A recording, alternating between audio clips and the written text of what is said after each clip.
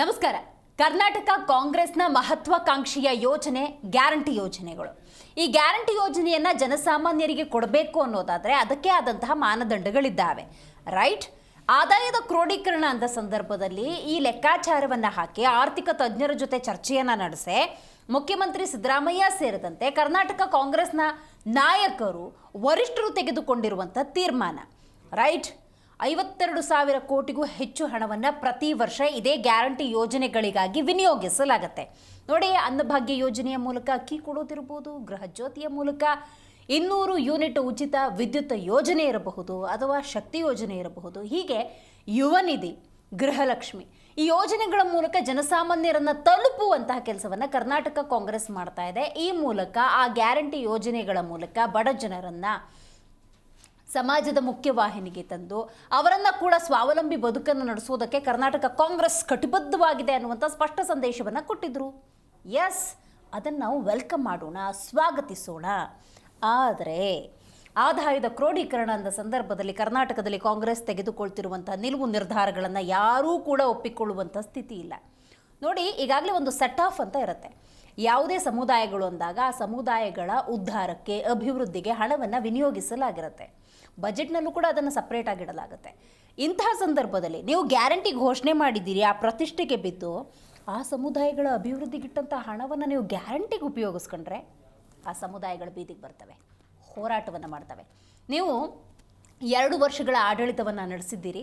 ಮೊದಲ ವರ್ಷದಲ್ಲಿ 11,000 ಕೋಟಿ ಚಿಲ್ಲರೆ, ಎರಡನೇ ವರ್ಷದಲ್ಲಿ 14,000 ಕೋಟಿ ಚಿಲ್ಲರೆಯನ್ನು ನೀವು ಆ ಸಮುದಾಯಗಳ ಅಭಿವೃದ್ಧಿಗೆ ಇಟ್ಟಂಥ ಹಣವನ್ನು ನೀವು ಬಳಸಿಕೊಂಡಿದ್ದೆ. ಆದರೆ ಈಗ ಮತ್ತೆ ಆಗಸ್ಟ್ 5ನೇ ತಾರೀಕು ಮತ್ತೊಂದು ಮೀಟಿಂಗ್ ಇದೆ, ಅಲ್ಲೂ ಕೂಡ ನೀವು ಆ ಸಮುದಾಯಗಳ ಅಭಿವೃದ್ಧಿಗೆ ಇಟ್ಟಂಥ ಹಣವನ್ನು ಗ್ಯಾರಂಟಿಗೆ ಬಳಸ್ಕೊಳ್ಳೋದಾದರೆ ಆ ಸಮುದಾಯಗಳ ಕೆಂಗಣ್ಣಿಗೆ ಗುರಿಯಾಗ್ತೀರಿ. ಹಾಗಾದರೆ ಯಾವುದಾ ಸಮುದಾಯಗಳು? SC ST ಹಾಗೆಯೇ TSP ನೋಡಿ, ಅವುಗಳ ಅಭಿವೃದ್ಧಿಗೆ, ಅವರನ್ನು ಮುಖ್ಯವಾಹಿನಿಗೆ ತರುವುದಕ್ಕೆ, ಸಾಮಾಜಿಕವಾಗಿ, ಆರ್ಥಿಕವಾಗಿ, ಶೈಕ್ಷಣಿಕವಾಗಿ ಬಲಪಡಿಸುವುದಕ್ಕೆ ಇರುವಂಥ ಹಣವನ್ನು ನೀವು ಸಮಗ್ರವಾಗಿ ಗ್ಯಾರಂಟಿ ಯೋಜನೆಗೆ ಬಳಸ್ತೀನಿ ಅನ್ನುವಂಥ ಯೋಚನೆ ಇದೆಯಲ್ಲ, ಅದಕ್ಕೆ ಆ ಸಮುದಾಯ ಏನಂತೆ. ಕರ್ನಾಟಕ ಕಾಂಗ್ರೆಸ್ನ ಈ ನಿಲುವು ಸರಿಯಾ ತಪ್ಪ? ಜೊತೆಗೆ ಪ್ರತಿಪಕ್ಷ ಇದನ್ನು ಹೇಗೆ ಪ್ರತಿಭಟಿಸುತ್ತೆ? ಈ ಎಲ್ಲದರ ಬಗ್ಗೆ ಕೂಲಂಕುಷವಾಗಿ ಚರ್ಚೆ ಮಾಡೋಣ. ನಾನು ದಿವ್ಯಶ್ರೀ.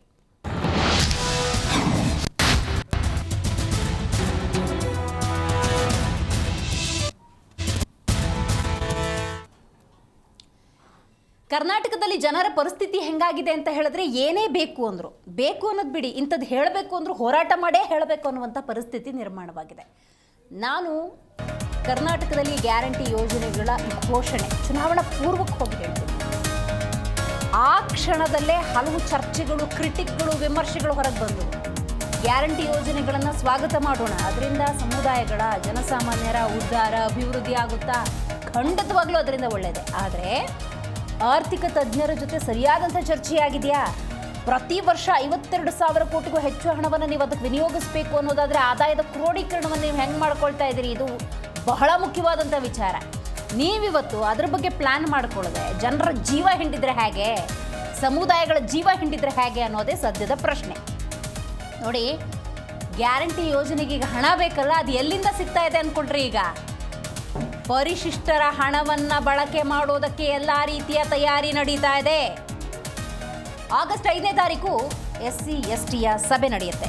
SC ST TSP ಸಮುದಾಯದ ಅಭಿವೃದ್ಧಿಗೆ ಇಟ್ಟಿರುವಂಥ ಹಣ ಈಗ ಗ್ಯಾರಂಟಿ ಯೋಜನೆಗಳಿಗೆ ಬಳಕೆ ಮಾಡೋದಕ್ಕೆ ಎಲ್ಲ ರೀತಿಯ ತಯಾರಿ ನಡೀತಾ ಇದೆ. ಈ ವರ್ಷ ಬಳಕೆ ಮಾಡಿಕೊಳ್ಳಬಹುದು, ಮಾಡಿಕೊಳ್ಳೋದೆಯೂ ಇರಬಹುದು. ಆ ನಿರ್ಧಾರ ಆಗೋದು ಆಗಸ್ಟ್ 5. ಬಟ್ ಈ ಯೋಚನೆ ಬಂದಿದೆಯಲ್ಲ, ಈ ಯೋಚನೆಯೇ ತಪ್ಪು ಅನ್ನೋದು ಆ ಸಮುದಾಯಗಳ ನೋವು. ನೋಡಿ, SC ST TSP ಕಾರ್ಯಕ್ರಮಗಳ ಹಣ ಅದು ಸಾಮಾಜಿಕವಾಗಿ, ಆರ್ಥಿಕವಾಗಿ, ಶೈಕ್ಷಣಿಕವಾಗಿ ಆ ಸಮುದಾಯಗಳು ಸದೃಢ ಆಗಬೇಕು. ಅದಕ್ಕಾಗಿ ಮೀಸಲಿಟ್ಟಿರುವಂಥ ಹಣವನ್ನು ನೀವು ಹಿಂಗೆ ಬಳಕೆ ಮಾಡ್ಕೊಳ್ತೀರಿ ಅನ್ನೋದಾದರೆ ಇದು ಎಷ್ಟರ ಮಟ್ಟಿಗೆ ಸರಿ ಅನ್ನುವಂಥ ಪ್ರಶ್ನೆ ಉದ್ಭವಿಸಿದೆ. ಮುಖ್ಯಮಂತ್ರಿ ಸಿದ್ದರಾಮಯ್ಯನವರ ನೇತೃತ್ವದಲ್ಲಿ ಸಭೆ ನಡೆಯುತ್ತೆ. ಸಭೆಯಲ್ಲಿ ಕೂಲಂಕುಷ ಚರ್ಚೆ ಆಗುತ್ತೆ. ಚರ್ಚೆಯ ನಂತರದ ಸಂದರ್ಭದಲ್ಲಿ ನಿರ್ಧಾರ ಒಂದು ಪಕ್ಷ ಆ ಹಣವನ್ನು ಬಳಕೆ ಮಾಡ್ಕೊಳ್ತೀರಿ ಅನ್ನೋದಾದರೆ ಖಂಡಿತವಾಗ್ಲೂ ಆಕ್ರೋಶ ಅನ್ನೋದು ಹೆಚ್ಚಾಗುತ್ತೆ. ಕರ್ನಾಟಕದಾದ್ಯಂತ ಹೋರಾಟಗಳ ಸುರಿಮಳೆ ಆಗುತ್ತೆ ಅನ್ನೋದರಲ್ಲಿ ಸಂಶಯವೇ ಇಲ್ಲ. ರೈಟ್, ಇದಕ್ಕೆ ಸಂಬಂಧಪಟ್ಟಂತೆ ರವಿಕುಮಾರ್ ಮಾತಾಡಿದ್ದಾರೆ, ವಿಜೇಂದ್ರ ಮಾತಾಡಿದ್ದಾರೆ, ಬನ್ನಿ ಕೇಳೋಣ. ಅದು ಯಾಕೋ ಗೊತ್ತಲ್ಲ, ಕಾಂಗ್ರೆಸ್ ಪಕ್ಷ ರಾಜ್ಯದಲ್ಲೂ ಕೂಡ ಅಧಿಕಾರಕ್ಕೆ ಬಂದ ನಂತರದಲ್ಲಿ ಕಳೆದ 2.5 ವರ್ಷದಲ್ಲಿ SCP ST TSP ಹಣವನ್ನು ಯಾವ ರೀತಿ ದುರ್ಬಳಕೆ ಮಾಡಿಕೊಂಡಿದ್ದಾರೆ, ಆ ಶೋಷಿತ ಸಮುದಾಯಗಳ ಸಾಮಾಜಿಕ, ಆರ್ಥಿಕ ಮತ್ತು ಶೈಕ್ಷಣಿಕ ವಿಚಾರವಾಗಿ ಬಳಸ್ಕೊಳ್ಬೇಕಾಗಿರ್ತಕ್ಕಂಥ ಅನುದಾನವನ್ನು ಗ್ಯಾರಂಟಿಗಳಿಗೆ ವರ್ಗಾವಣೆ ಮಾಡಿಕೊಂಡು ಆ ಸಮುದಾಯಗಳಿಗೆ ಅನ್ಯಾಯ ಮಾಡ್ಕೊಂಡು ಬರ್ತಾ ಇರ್ತಕ್ಕಂಥದ್ದು ಭಾರತೀಯ ಜನತಾ ಪಾರ್ಟಿ ನಿರಂತರವಾಗಿ ವಿಚಾರ ನಡ್ಕೊಂಡು ಹೋರಾಟಗಳನ್ನು ಕೂಡ ನಾವು ಮಾಡಿದ್ದೇವೆ. ಸದನದ ಒಳಗಡೆ ಮತ್ತು ಸದನದ ಹೊರಗಡೆನೂ ಕೂಡ ಹೋರಾಟ ಮಾಡ್ಕೊಂಡು ಬಂದಿದ್ದೇವೆ. ಇಷ್ಟಾದರೂ ಸಹ ಈ ಶೋಷಿತ ಸಮುದಾಯಗಳನ್ನು ವಂಚನೆ ಮಾಡ್ತಕ್ಕಂಥದ್ದನ್ನು ಈ ಸಿದ್ದರಾಮಯ್ಯ ಸರ್ಕಾರ ಇವತ್ತು ಕೂಡ ಮುಂದುವರಿಸ್ಕೊಂಡು ಬಂದಿದ್ದಾರೆ. 2025-26 ಸಾಲಿನ ಏನು 11,896 ಕೋಟಿ ರೂಪಾಯಿಗಳನ್ನು ಪರಿಶಿಷ್ಟ ಜಾತಿ, ಪರಿಶಿಷ್ಟ ಪಂಗಡಗಳ ಅಭಿವೃದ್ಧಿಗೆ ಮೀಸಲಿಟ್ಟಿರ್ತಕ್ಕಂಥ ಹಣವನ್ನು ಮತ್ತೊಮ್ಮೆ ಈಗ ಇತರ ಕಾರ್ಯಕ್ರಮಗಳಿಗೆ ವರ್ಗಾವಣೆ ಮಾಡೋದ್ರ ಮುಖೇನ ಈ ಸಮುದಾಯಗಳಿಗೆ ವಂಚನೆ ಮಾಡುವುದನ್ನು ಹೀಗೆ ಮುಂದುವರಿಸ್ಕೊಂಡು ಬಂದಿದ್ದಾರೆ. ಈಗೇನು ಮಾಡ್ತಾ ಇದ್ದೀರಿ? ಶಾಪ ಹಾಕ್ತಿದ್ದಾರೆ ಕರ್ನಾಟಕ ರಾಜ್ಯದ ಜನ ನಿಮಗೆ. ಮತ್ತೆ SC/STಗಳಿಗೆ, ದಲಿತರಿಗೆ ಅನ್ಯಾಯ ಮಾಡ್ತಾ ಇದೆ ಈ ಸರ್ಕಾರ. ಹಾಗಾಗಿ ಬರ್ತಕ್ಕಂಥ ದಿನಗಳಲ್ಲಿ ಈ ವಿಷಯಕ್ಕೆ ಸಂಬಂಧಪಟ್ಟಂತೆ ನಮ್ಮ SC/ST ಮೋರ್ಚಾದ ಸಭೆಯನ್ನು ನಡೆಸಿ ರಾಜ್ಯ ಸರ್ಕಾರದ ವಿರುದ್ಧ ಹೋರಾಟ ಮಾಡ್ತಕ್ಕಂಥ ಒಂದು ಯೋಜನೆಯನ್ನು ನಾವು ಮಾಡ್ತೇವೆ. ಈಗೇನು ಮಾಡ್ತಾ ಇದ್ದೀರಿ? ಶಾಪ ಹಾಕ್ತಿದ್ದಾರೆ ಕರ್ನಾಟಕ ರಾಜ್ಯದ ಜನ ನಿಮಗೆ. ಮತ್ತೆ SC/STಗಳಿಗೆ, ದಲಿತರಿಗೆ ಅನ್ಯಾಯ ಮಾಡ್ತಾ ಇದೆ ಈ ಸರ್ಕಾರ. ಹಾಗಾಗಿ ಬರ್ತಕ್ಕಂಥ ದಿನಗಳಲ್ಲಿ ಈ ವಿಷಯಕ್ಕೆ ಸಂಬಂಧಪಟ್ಟಂತೆ ನಮ್ಮ SC/ST ಮೋರ್ಚಾದ ಸಭೆಯನ್ನು ನಡೆಸಿ ರಾಜ್ಯ ಸರ್ಕಾರದ ವಿರುದ್ಧ ಹೋರಾಟ ಮಾಡ್ತಕ್ಕಂಥ ಒಂದು ಯೋಜನೆಯನ್ನು ನಾವು ಮಾಡ್ತೇವೆ. ಈಗೇನು ಮಾಡ್ತಾ ಇದ್ದೀರಿ? ಶಾಪ ಹಾಕ್ತಿದ್ದಾರೆ ಕರ್ನಾಟಕ ರಾಜ್ಯದ ಜನ ನಿಮಗೆ. ಮತ್ತೆ SC/STಗಳಿಗೆ, ದಲಿತರಿಗೆ ಅನ್ಯಾಯ ಮಾಡ್ತಾ ಇದೆ ಈ ಸರ್ಕಾರ. ಹಾಗಾಗಿ ಬರ್ತಕ್ಕಂಥ ದಿನಗಳಲ್ಲಿ ಈ ವಿಷಯಕ್ಕೆ ಸಂಬಂಧಪಟ್ಟಂತೆ ನಮ್ಮ SC/ST ಮೋರ್ಚಾದ ಸಭೆಯನ್ನು ನಡೆಸಿ ರಾಜ್ಯ ಸರ್ಕಾರದ ವಿರುದ್ಧ ಹೋರಾಟ ಮಾಡ್ತಕ್ಕಂಥ ಒಂದು ಯೋಜನೆಯನ್ನು ನಾವು ಮಾಡ್ತೇವೆ. ಈಗೇನು ಮಾಡ್ತಾ ಇದ್ದೀರಿ? ಶಾಪ ಹಾಕ್ತಿದ್ದಾರೆ ಕರ್ನಾಟಕ ರಾಜ್ಯದ ಜನ ನಿಮಗೆ. ಮತ್ತೆ SC/STಗಳಿಗೆ, ದಲಿತರಿಗೆ ಅನ್ಯಾಯ ಮಾಡ್ತಾ ಇದೆ ಈ ಸರ್ಕಾರ. ಹಾಗಾಗಿ ಬರ್ತಕ್ಕಂಥ ದಿನಗಳಲ್ಲಿ ಈ ವಿಷಯಕ್ಕೆ ಸಂಬಂಧಪಟ್ಟಂತೆ ನಮ್ಮ SC/ST ಮೋರ್ಚಾದ ಸಭೆಯನ್ನು ನಡೆಸಿ ರಾಜ್ಯ ಸರ್ಕಾರದ ವಿರುದ್ಧ ಹೋರಾಟ ಮಾಡ್ತಕ್ಕಂಥ ಒಂದು ಯೋಜನೆಯನ್ನು ನಾವು ಮಾಡ್ತೇವೆ. ಈಗೇನು ಮಾಡ್ತಾ ಇದ್ದೀರಿ? ಶಾಪ ಹಾಕ್ತಿದ್ದಾರೆ ಕರ್ನಾಟಕ ರಾಜ್ಯದ ಜನ ನಿಮಗೆ. ಮತ್ತೆ SC/STಗಳಿಗೆ, ದಲಿತರಿಗೆ ಅನ್ಯಾಯ ಮಾಡ್ತಾ ಇದೆ ಈ ಸರ್ಕಾರ.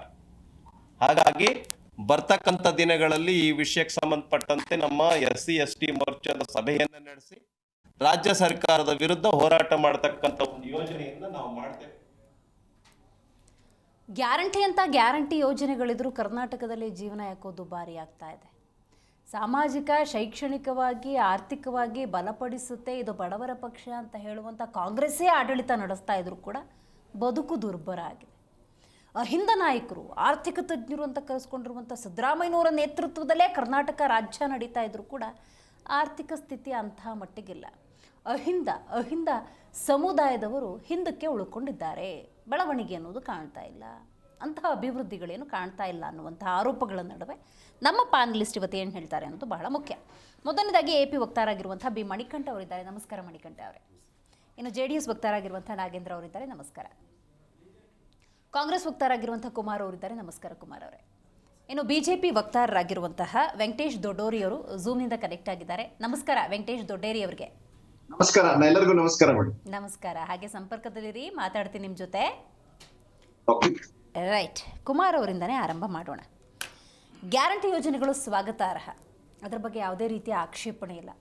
2 ವರ್ಷದ ಹಿಂದಕ್ಕೆ ಹೋಗೋದಾದರೆ ನೀವು ಗ್ಯಾರಂಟಿ ಯೋಜನೆಗಳು, ಜನಸಾಮಾನ್ಯರ ಬದುಕನ್ನು ಕಟ್ಟಿಕೊಡುವಂಥ ಯೋಜನೆಗಳು ಅಂದಾಗ ಎಲ್ಲರೂ ಅದನ್ನು ಸ್ವಾಗತ ಮಾಡಿದರು, ಹೇಗಿರಬಹುದು ಅಂತ ಹುಬ್ಬೇರಿಸಿ ನೋಡಿದರು. ಆದರೆ ಆದಾಯದ ಕ್ರೋಢೀಕರಣಕ್ಕೆ ನೀವು ಅನುಸರಿಸ್ತಿರುವಂತಹ ಮಾರ್ಗದ ಬಗ್ಗೆ ಆಕ್ಷೇಪ ಇದೆ, ಅಸಮಾಧಾನ ಇದೆ. ಏನಂತೀರಿ?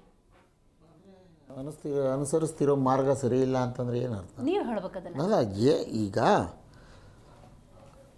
ಯೋಜನೆಗಳನ್ನು ಸರ್ಕಾರ ರೂಪಿಸಿರೋ ಯೋಜನೆಗಳಿಗೆ ಹಣಕಾಸು ಒದಗಿಸ್ಬೇಕಾಗಿರೋದು ಸರ್ಕಾರದ ಕರ್ತವ್ಯ ಆಗಿರೋದ್ರಿಂದ ಯಾವ್ಯಾವ ಯೋಜನೆಗಳ ಅಡಿಯಲ್ಲಿ ಯಾವ್ಯಾವ ಸಮುದಾಯಗಳು ಎಷ್ಟೆಷ್ಟಿದ್ದಾವೆ ಅನ್ನೋದು ಆಧಾರದ ಅಡಿಯಲ್ಲಿ ಅದ್ರ ಜೊತೆಗೆ ನಾವು ಘೋಷಿಸಿರುವ 5 ಗ್ಯಾರಂಟಿಗಳ ಅನುಷ್ಠಾನಕ್ಕೆ ಸಂಬಂಧಪಟ್ಟಂತೆ ನಮ್ಮಲ್ಲಿ ಬಳಕೆ ಎಲ್ಲಿರುವ ಮತ್ತು ಬಜೆಟ್ನಲ್ಲಿ ಘೋಷಣೆ ಮಾಡಿರೋ ಹಣವನ್ನು ಬಳಕೆ ಮಾಡಿಕೊಳ್ಳೋ ವಿಚಾರದಲ್ಲಿ ಹಿಂದೆ ಬಿದ್ದಿಲ್ಲ. ನಾವೇನು ಬಜೆಟಲ್ಲಿ ಘೋಷಣೆ ಮಾಡಿದ್ದೇವೆ, ಯಾವ್ಯಾವ ಕಾರ್ಯಕ್ರಮಗಳು ಅನುಷ್ಠಾನ ಮಾಡಬೇಕು, ಯಾವ್ಯಾವ ಸಮುದಾಯಗಳಿಗೆ ಮೇಲೆತ್ತೋದಕ್ಕೆ ಏನೇನು ಕಾರ್ಯಕ್ರಮಗಳು ಕೊಡಬೇಕು, ಆ ವಿಚಾರದಲ್ಲಿ ಒಂದು ಇಂಚು ಕೂಡ ನಾವು ಹಿಂದೆ ಬಿದ್ದಿಲ್ಲ. ಸುಮ್ಮನೆ ಇಲ್ಲ ಸಲ್ಲದ ಊಹಾಪೋಹಗಳ ಜೊತೆಗೆ ಖಂಡಿತ ನಾನು ಒಪ್ಕೋತೀನಿ 23-24ರಲ್ಲಿ ಹೆಂಗೆ ಬಳಸ್ಕೊಂಡ್ರಿ ಅಂತ ಕೇಳ್ಬೋದು ನೀವು, 24-25ರಲ್ಲಿ ನೀವು ಹೆಂಗೆ ಬಳಸ್ಕೊಂಡ್ರಿ ಅಂತ ಕೇಳ್ಬೋದು. ಈ ಗ್ಯಾರಂಟಿ ಯೋಜನೆಗಳ ಅಡಿಯಲ್ಲಿ ಆಯ್ತು, ಎಲ್ಲ ಸಮುದಾಯದ ಎಲ್ಲ ಸ್ತರದ ಜನರು ಇದ್ದಾರೋ ಇಲ್ವೋ? ಈ ಒಂದು ನಿಮಿಷ ಒಪ್ಕೊಳ್ತಾರೆ? ಅಲ್ಲ ಇದ್ದಾರೆಯೋ ಇಲ್ಲವೋ? ಅಲ್ಲ ಇದ್ದಾರೆಯೋ ಇಲ್ಲವೋ? ಇದ್ದಾರೆಯೋ ಇಲ್ಲವೋ? ಸಮುದಾಯ ಇದಾರಲ್ಲ, ಒಂದು ನಿಮಿಷ ಸಮುದಾಯದ ಒಂದು ನಿಮಿಷ ನಾವು ಇಲ್ಲ ಯಾವುದೇ ಕಾರಣಕ್ಕೂ ಆ ಕೆಲಸ ಮಾಡಿಲ್ಲ. ಯಾಕೆ ಅಂತ ಕೇಳಿ, ಬಜೆಟ್ ಘೋಷಣೆಯಲ್ಲಿ ನೋಡಿ ಆಗಿದ್ರೆ ಹಿಂದಿನ ಸರ್ಕಾರಗಳು 7D ಯೋಜನೆ ಅಡಿಯಲ್ಲಿ ಹಣವನ್ನು ಬೇರೆ ಬೇರೆ ವಿಚಾರಗಳಲ್ಲಿ ಬಳಕೆ ಮಾಡಿ, ಆದರೆ ನಾವು ಬೇರೆ ವಿಚಾರಗಳು ಬಳಕೆ ಮಾಡಿಲ್ಲ. ಇದು ಕೂಡ ಅವ್ರನ್ನ ಆರ್ಥಿಕವಾಗಿ ಸಬಲರನ್ನು ಮಾಡುವಂಥ ಕಾರ್ಯಕ್ರಮವೇ ತಾನೆ. ಕೋವಿಡ್ ನಂತರದ ದಿನಗಳಲ್ಲಿ ಅವರ ಬದುಕು ದುಸ್ತರವಾಗಿತ್ತು, ದರ್ಬರವಾಗಿತ್ತು. ಬರ್ಬರತೆಯಿಂದ ಒದ್ದಾಡ್ತಿದ್ರು. ಹಣಕಾಸಿನ ಮತ್ತು ಮನೆಯ ಕುಟುಂಬ ನಿರ್ವಹಣೆ ವಿಷಯದಲ್ಲಿ ಭಾಳ ತೊಂದರೆಯಲ್ಲಿದ್ದಂಥ ಜನರನ್ನ ಕಾಂಗ್ರೆಸ್ ಸರ್ಕಾರ ಇಂಥ ಸಂದರ್ಭದಲ್ಲಿ ನಾವು ಅವ್ರ ಕೈ ಹಿಡಿಯಲೇಬೇಕು ಅಂತೇಳಿ 5 ಗ್ಯಾರಂಟಿಗಳ ಯೋಜನೆಯನ್ನು ಘೋಷಣೆ ಮಾಡಿದ್ವಿ. ಅದು ಇಡೀ ದೇಶದಲ್ಲಿ ಈಗ ನಮ್ಮ ವಿರೋಧ ಪಕ್ಷದವರು ಎಲ್ಲ ರಾಜ್ಯಗಳ ಚುನಾವಣೆಗಳ ಅಸ್ತ್ರ ಮಾಡ್ಕೊಂಡಿದ್ದಾರೆ. ನಾವು ಚುನಾವಣೆ ಅಸ್ತ್ರಕ್ಕೋಸ್ಕರ ಅದನ್ನು ಬಳಕೆ ಮಾಡಲಿಲ್ಲ. ಕೋವಿಡ್ ನಂತರದ ದಿನಗಳಲ್ಲಿ ನಮ್ಮ ಜನರ ಬದುಕು ದುರ್ಬರ ಆಗಿದೆ. ಅವರನ್ನು ಆರ್ಥಿಕವಾಗಿ ಮತ್ತು ಶೈಕ್ಷಣಿಕವಾಗಿ ಮತ್ತು ಸಾಮಾಜಿಕವಾಗಿ ಮೇಲಕ್ಕೆ ತರಬೇಕು ಅನ್ನೋ ಕಾರಣದಿಂದ ಈ 5 ಗ್ಯಾರಂಟಿಗಳನ್ನು ಘೋಷಣೆ ಮಾಡಿದ್ವಿ. ಹಣಕಾಸಿನ ಕ್ರೋಢೀಕರಣ ವಿಷಯ ಬಂದಾಗ ಕರ್ನಾಟಕ ಸರ್ಕಾರಕ್ಕೆ GST ಪ್ರಕಾರ ನೀಡಬೇಕಾಗಿರೋ ಹಣವನ್ನು ಸರಿಯಾದ ಸಮಯಕ್ಕೆ ಸರಿಯಾಗಿ ಕರ್ನಾಟಕಕ್ಕೆ ಕೊಟ್ಟಿದ್ದೇ ಆಗಿದ್ದರೆ ನೀವು ಹೇಳ್ತಿದ್ದೀರಲ್ಲ, ಈ ಥರ ಮಾತುಗಳು ಯಾವುದೇ ಕಾರಣಕ್ಕೂ ಕೇಳಿ ಬರ್ತಿರಲಿಲ್ಲ. ಆದರೂ ಕೂಡ ಅದನ್ನು ಚಾಚು ತಪ್ಪದೆ ನಾವು ಕೊಟ್ಟ ಮಾತಿನಂತೆ ನಡ್ಕೊಂಡಿದ್ದೇವೆ. ಅಕ್ಕಿ ಕೊಡಿ ಅಂತ ಕೇಳಿದಕ್ಕೆ ಅಕ್ಕಿ ಕೊಡಲಿಲ್ಲ ಅನ್ನೋದು ಉದಾಹರಣೆ ಕರ್ನಾಟಕದ ಮುಂದೆ ಇದೆ. ಮನೆಗೂ ಹಣವನ್ನು ತಲುಪಿಸಿದ್ದೇವೆ, ಆದರೂ ಕೂಡ ಅಕ್ಕಿ ಕೊಡೋಕ್ಕಾಗ್ತಿಲ್ಲ. ನಾವು ಹೇಳಿದಂತೆ 5 kg ಅಕ್ಕಿ ಅಷ್ಟೇ ಕೇಂದ್ರ ಸರ್ಕಾರದಿಂದ ಕೊಡ್ತಾರೆ. ಇನ್ನು 5 kg ದುಡ್ಡು ಕೊಡ್ತೀವಿ ಕೊಡಿಯಪ್ಪ ಅಂತಂದ್ರು ಕೊಡಲ್ಲ ಅಂತ ಹೇಳಿದ್ರು. ಆಮೇಲೆ ಆ ಗೋಡನ್ಗಳಲ್ಲಿ ಲಕ್ಷಾಂತರ ಟನ್ ಅಕ್ಕಿ ಕೊಳತು ನಾರಿ ಈಚೆ ಬಿಸಾಕಿದ್ರು. ಹಣ ಕೊಟ್ಟು ಕೊಂಡ್ಕೋತೀವಿ ಅಂದರೆ ಹೊಟ್ಟೆವರಿಗೆ BJPಯ ಶಾಸಕರುಗಳು, ಅದ BJPಯ ಕೇಂದ್ರ ಸರ್ಕಾರ ಕರ್ನಾಟಕಕ್ಕೆ ಎಲ್ಲಿ ಈ ಸರ್ಕಾರಕ್ಕೆ ಹೆಸರು ಬಂದ್ಬಿಡುತ್ತೋ ಅಂತಂದ್ಬಿಟ್ಟು ಅವರು ಹೊಟ್ಟೆ ಕಿಚ್ಚಿನಿಂದ ಅದಕ್ಕೆ ಸಹಾಯ ಮಾಡಲಿಲ್ಲ. ಆದರೂ ಕೂಡ ನಾವು ಅದಕ್ಕೆ ಸಂಬಂಧಪಟ್ಟಂತೆ ಎಷ್ಟು ವೆಚ್ಚ ಆಗುತ್ತೋ ಆ ಹಣವನ್ನು ಎಲ್ಲರ ಖಾತೆಗಳ ವರ್ಗಾವಣೆ ಮಾಡುವಂಥ ಕೆಲಸ ಮಾಡಿದ್ದೆ. ಈ 5 ಯೋಜನೆಗಳಲ್ಲಿ ಜನರಲ್ ಆಗಿರುವಂಥ ಬರೀ ಜನರೇ ಇದ್ದಾರೆಯೇ? ಈ SCPTSB ಹಣ ಅವ್ರ ಕಲ್ಯಾಣಕ್ಕಾಗಿ ಉದ್ಧಾರಕ್ಕಾಗಿ ಬಳಸ್ತಾ ಇದ್ದೇವೆ. ಅದು ಅಲ್ಲಿಲ್ವಾ ಜನರಾಗಿದ್ರೆ? ಅಲ್ಲಿ ಅಕ್ಕಿ ಕೊಂಡ್ಕೋತಾ ಇಲ್ವೇ? ಅಲ್ಲಿ ಶಕ್ತಿ ಯೋಜನೆ ಅಥವಾ ಗೃಹಲಕ್ಷ್ಮಿ ಯೋಜನೆ ನೋಡಿ ನೋಡಿ ನೀವು ಹಂಗೆ ಹೇಳೋದಾದ್ರೆ ಇವತ್ತು ತಲಾದಾಯದಲ್ಲಿ ಒಂದು ನಿಮಿಷ ಮೇಡಮ್, ನಮ್ಮ ಈ ಯೋಜನೆಗಳಿಂದ GDP ನಂಬರ್ 1ನಲ್ಲಿದ್ದೇವೆ ಕರ್ನಾಟಕ. ಇದನ್ನು ನಾವು ಮನಗಾಣಬೇಕು. ಸುಮ್ಮನೆ ಏನೋ ಮಾತನಾಡಬೇಕಲ್ಲ ಅಂತ ಮಾತನಾಡೋದಕ್ಕೆ ಹೋದರೆ ನಮ್ಮ ಕೊಡುಗೆ ಭಾರತ ದೇಶಕ್ಕೆ, ಇಡೀ ಭಾರತ ದೇಶದ ಎಲ್ಲ ರಾಜ್ಯಗಳಿಗಿಂತ ನಂಬರ್ 1 GDPಯಲ್ಲಿ ನಾವೇ ಇರೋದು. ಇದಕ್ಕೆ ಕಾರಣ ಯಾರು ಅಂತಂದರೆ ಕರ್ನಾಟಕದ ಸಿದ್ದರಾಮಯ್ಯನವರ, DK ಶಿವಕುಮಾರ್ ಅವರ ಕಾಂಗ್ರೆಸ್ ಸರ್ಕಾರ, ಇವರ ನೇತೃತ್ವದ ಸರ್ಕಾರ. ಕರ್ನಾಟಕದ ಜನಸಂಖ್ಯೆ ಏನಿದೆ ಅವರ ತಲಾದಾಯವನ್ನು GDP ಗ್ರೋತನ್ನು ನಂಬರ್ 1ಗೆ ತಂದಿರುವಂಥ ಸಾಹಸದ ಕೆಲಸ ನಾವು ಮಾಡಿದ್ದೇವೆ ಗ್ಯಾರಂಟಿ ಯೋಜನೆಗಳ ಮುಖಾಂತರ. ಬಾಕಿ ಉಳ್ಕೊಂಡಿದ್ದ ಹಣವನ್ನು ಸೇರಿಸಿ ಆಗಸ್ಟ್ 5ನೇ ತಾರೀಕು ಕ್ರಿಯಾ ಯೋಜನೆ ಸಂಬಂಧಪಟ್ಟಂತೆ ಆ ಅಭಿವೃದ್ಧಿ ಮಂಡಳಿಯವರು ಕ್ರಿಯಾ ಯೋಜನೆ ಸಿದ್ಧಪಡಿಸಿ ಅಲ್ಲಿ ಚರ್ಚೆ ಮಾಡಿ ಈ ತೀರ್ಮಾನ ತೆಗೆದುಕೊಳ್ಬೇಕಾಗಿದೆ. ಇನ್ನೂ ತೀರ್ಮಾನ ಆಗಿಲ್ಲ. ಅಲ್ಲಿಗೆ ಇಷ್ಟು ವಿಷಯ ಇದೆ. ಈ 5 ಯೋಜನೆಗಳು ಇಷ್ಟಿಷ್ಟು ಹಣ ಬಳಕೆ ಮಾಡಬೇಕು. ನಮ್ಮಲ್ಲಿದೆ ಹೆಚ್ಚುವರಿ ಹಣ, ಕಳೆದ ಬಾರಿ ಖರ್ಚಾಗದೆ ಉಳಿದಿರೋ ಹಣ, ಅದ್ರ ಜೊತೆಗೆ ಈ ಬಾರಿ ಘೋಷಣೆ ಮಾಡಿರೋ 42,000 ಕೋಟಿ ರೂಪಾಯಿ ಹಣ ಎಲ್ಲವೂ ಸೇರ್ಕೊಂಡಂಗೆ ಅಭಿವೃದ್ಧಿ ಯೋಜನೆಗಳಿಗೆ ಮತ್ತು ಕಲ್ಯಾಣ ಕಾರ್ಯಕ್ರಮಗಳಿಗೆ, ನಂತರ ಅಭಿವೃದ್ಧಿ ಕೆಲಸಗಳಿಗೆ ಬಳಸ್ಕೊಂಡು ಅದ್ರ ಜೊತೆಗೆ ಗ್ಯಾರಂಟಿ ಯೋಜನೆಗಳಿಗೆ ಇಷ್ಟು ಹಣ ಬಳಸ್ಬೋದು ಅಂತ ಯೋಜನೆಯಲ್ಲಿ ಅವರು ತಂದಿರುವಂತ ವಿಷಯ. ಸರ್, 2 ವರ್ಡ್ ಇದಾವೆ, ಹೇಳಿ. ಅನ್ಪ್ಲಾನ್ಡ್ ಮತ್ತೆ ಅನ್ಸೈಂಟಿಫಿಕ್ ಅಂತ. ಅದನ್ನ ನಾನು ನಿಮಗೆ ಎಕ್ಸ್ಪ್ಲೇನ್ ಮಾಡ್ತೀನಿ. ಎಲ್ಲಿ ಏ, ಕಾಂಗ್ರೆಸ್ ಎಡವಿದೆ ಅಂತ ಹೇಳಿ. ನೀವೇನ್ ಹೇಳ್ತೀರಿ? ಗ್ಯಾರಂಟಿ ಯೋಜನೆಗಳನ್ನ ಅನ್ಪ್ಲಾನ್ಡ್ ಮುಖಾಂತರ ಬಂದ್ಬಿಟ್ರಿ ನೀವು, ಅದಕ್ಕೆ ಇವಾಗ ಒದ್ದಾಡ್ತಾ ಇದ್ದೀರಿ, ಯಾವ್ಯಾವ ಹಣನೆಲ್ಲ ಇದು ಬಳಸ್ತಾ ಇದ್ದೀರಿ ಅಂತ ನೀವು ಹೇಳ್ತೀರಿ. ಆಸೆ ತೋರಿಸಿ ಜನಕ್ಕೆ ಮೋಸ ಮಾಡಿ. ನೋಡಿ, ಯಾವುದೇ ಮೋಸ ಮಾಡಿಲ್ಲ ನಾವು. ಆ ತರ ಮೋಸ ಮಾಡೋ ಕೆಲಸ 11 ವರ್ಷದಿಂದ ಟೋಪಿ ಹಾಕ್ಬಿಟ್ಟು ಬಂದ್ರಲ್ಲ, ಬಾಯೋ ಬೆಹನೋ ಅಲ್ಲ, ನಾವು ಹೇಳಿದಂತೆ ನಡೆದಿದ್ದೇವೆ. ಆದ್ರಿಂದ ಆ ಯೋಜನೆಯಿಂದ ಜನರಿಗೆ ಉಪಯೋಗ ಆಗಿದೆಯೋ ತೊಂದರೆ ಆಗಿದೆಯೋ ಅದನ್ನ ಹೇಳ್ಬೇಕು ನಾವು. ಸುಮ್ಮನೆ ನಾವು ಮನಸೋ ಇಚ್ಛೆ ಏನೋ ಮಾತನಾಡ್ತೀವಿ ಅಂದ್ರೆ ಅದು ಸರಿಯಾದದ್ದಲ್ಲ. SCPTSP ಹಣ SCPTSP ಜನರ ಬಳಕೆ ಆಗುವಂತೆ ನಾವು ಕೂಲಂಕುಷವಾಗಿ ಒಂದು ಏಜೆನ್ಸಿ ಮುಖಾಂತರ ಈ ಜನಸಂಖ್ಯೆ ಎಷ್ಟಿದ್ದಾರೆ ಆದ್ರೂ ಆ ಜನಸಂಖ್ಯೆಗೆ ಈ ಯೋಜನೆಯಿಂದ ಉಪಯೋಗ ಆಗ್ತಿದೆ ಅನ್ನೋದಾದ್ರೆ ಅಷ್ಟು ಹಣ ಖರ್ಚು ಮಾಡೋದ್ರಲ್ಲಿ ತಪ್ಪೇನಿದೆ ಅಂತ ಮಾಡ್ತಿದ್ದೇವೆ. 7C ಅಡಿಯಲ್ಲಿ 7D ಈಗಾಗಲೇ ಕ್ಯಾನ್ಸಲ್ ಮಾಡಾಗಿದೆ. ನಾವು ಇದು ದುರ್ಬಳಕೆ ಆಗ್ತಿದೆ ಅನ್ನೋ ಕಾರಣಕ್ಕೆ 16,000 ಕೋಟಿ ರೂಪಾಯಿ ದುರ್ಬಳಕೆ ಮಾಡಿಬಿಟ್ಟು ಈಗ ಏನು ವಿಜಯೇಂದ್ರ ಅವರು, ಆಮೇಲೆ ಅವ್ರು ರವಿಕುಮಾರ್ ಅವರು, ಓಹೋ ಏನು ಪುಂಖ ಯಾಕಪ್ಪ ಅವತ್ತು ನೀವು ಗೋವಿಂದ ಕಾರಜೋಳ ಅವ್ರಿಗೆ ಈ ಮಾತನ್ನ ಹೇಳಲಿಲ್ಲ? ಗೋವಿಂದ ಕಾರಜೋಳ ಅವ್ರಿಗೆ ಹೇಳ್ಬೇಕಾಗಿತ್ತಲ್ಲ, ಅವರೇ ತಾನೇ ಮಂತ್ರಿಗಳಿದ್ದು.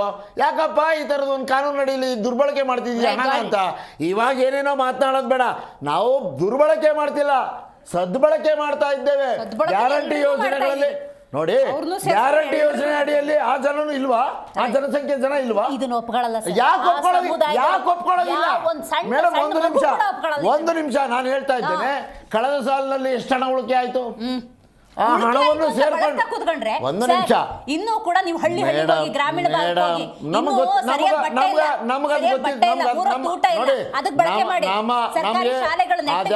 ಅದೆಲ್ಲ ಗೊತ್ತಿದ್ದ ಕಾರಣಕ್ಕೆ ಗ್ಯಾರಂಟಿ ಯೋಜನೆಯನ್ನ ತಂದದ್ದು.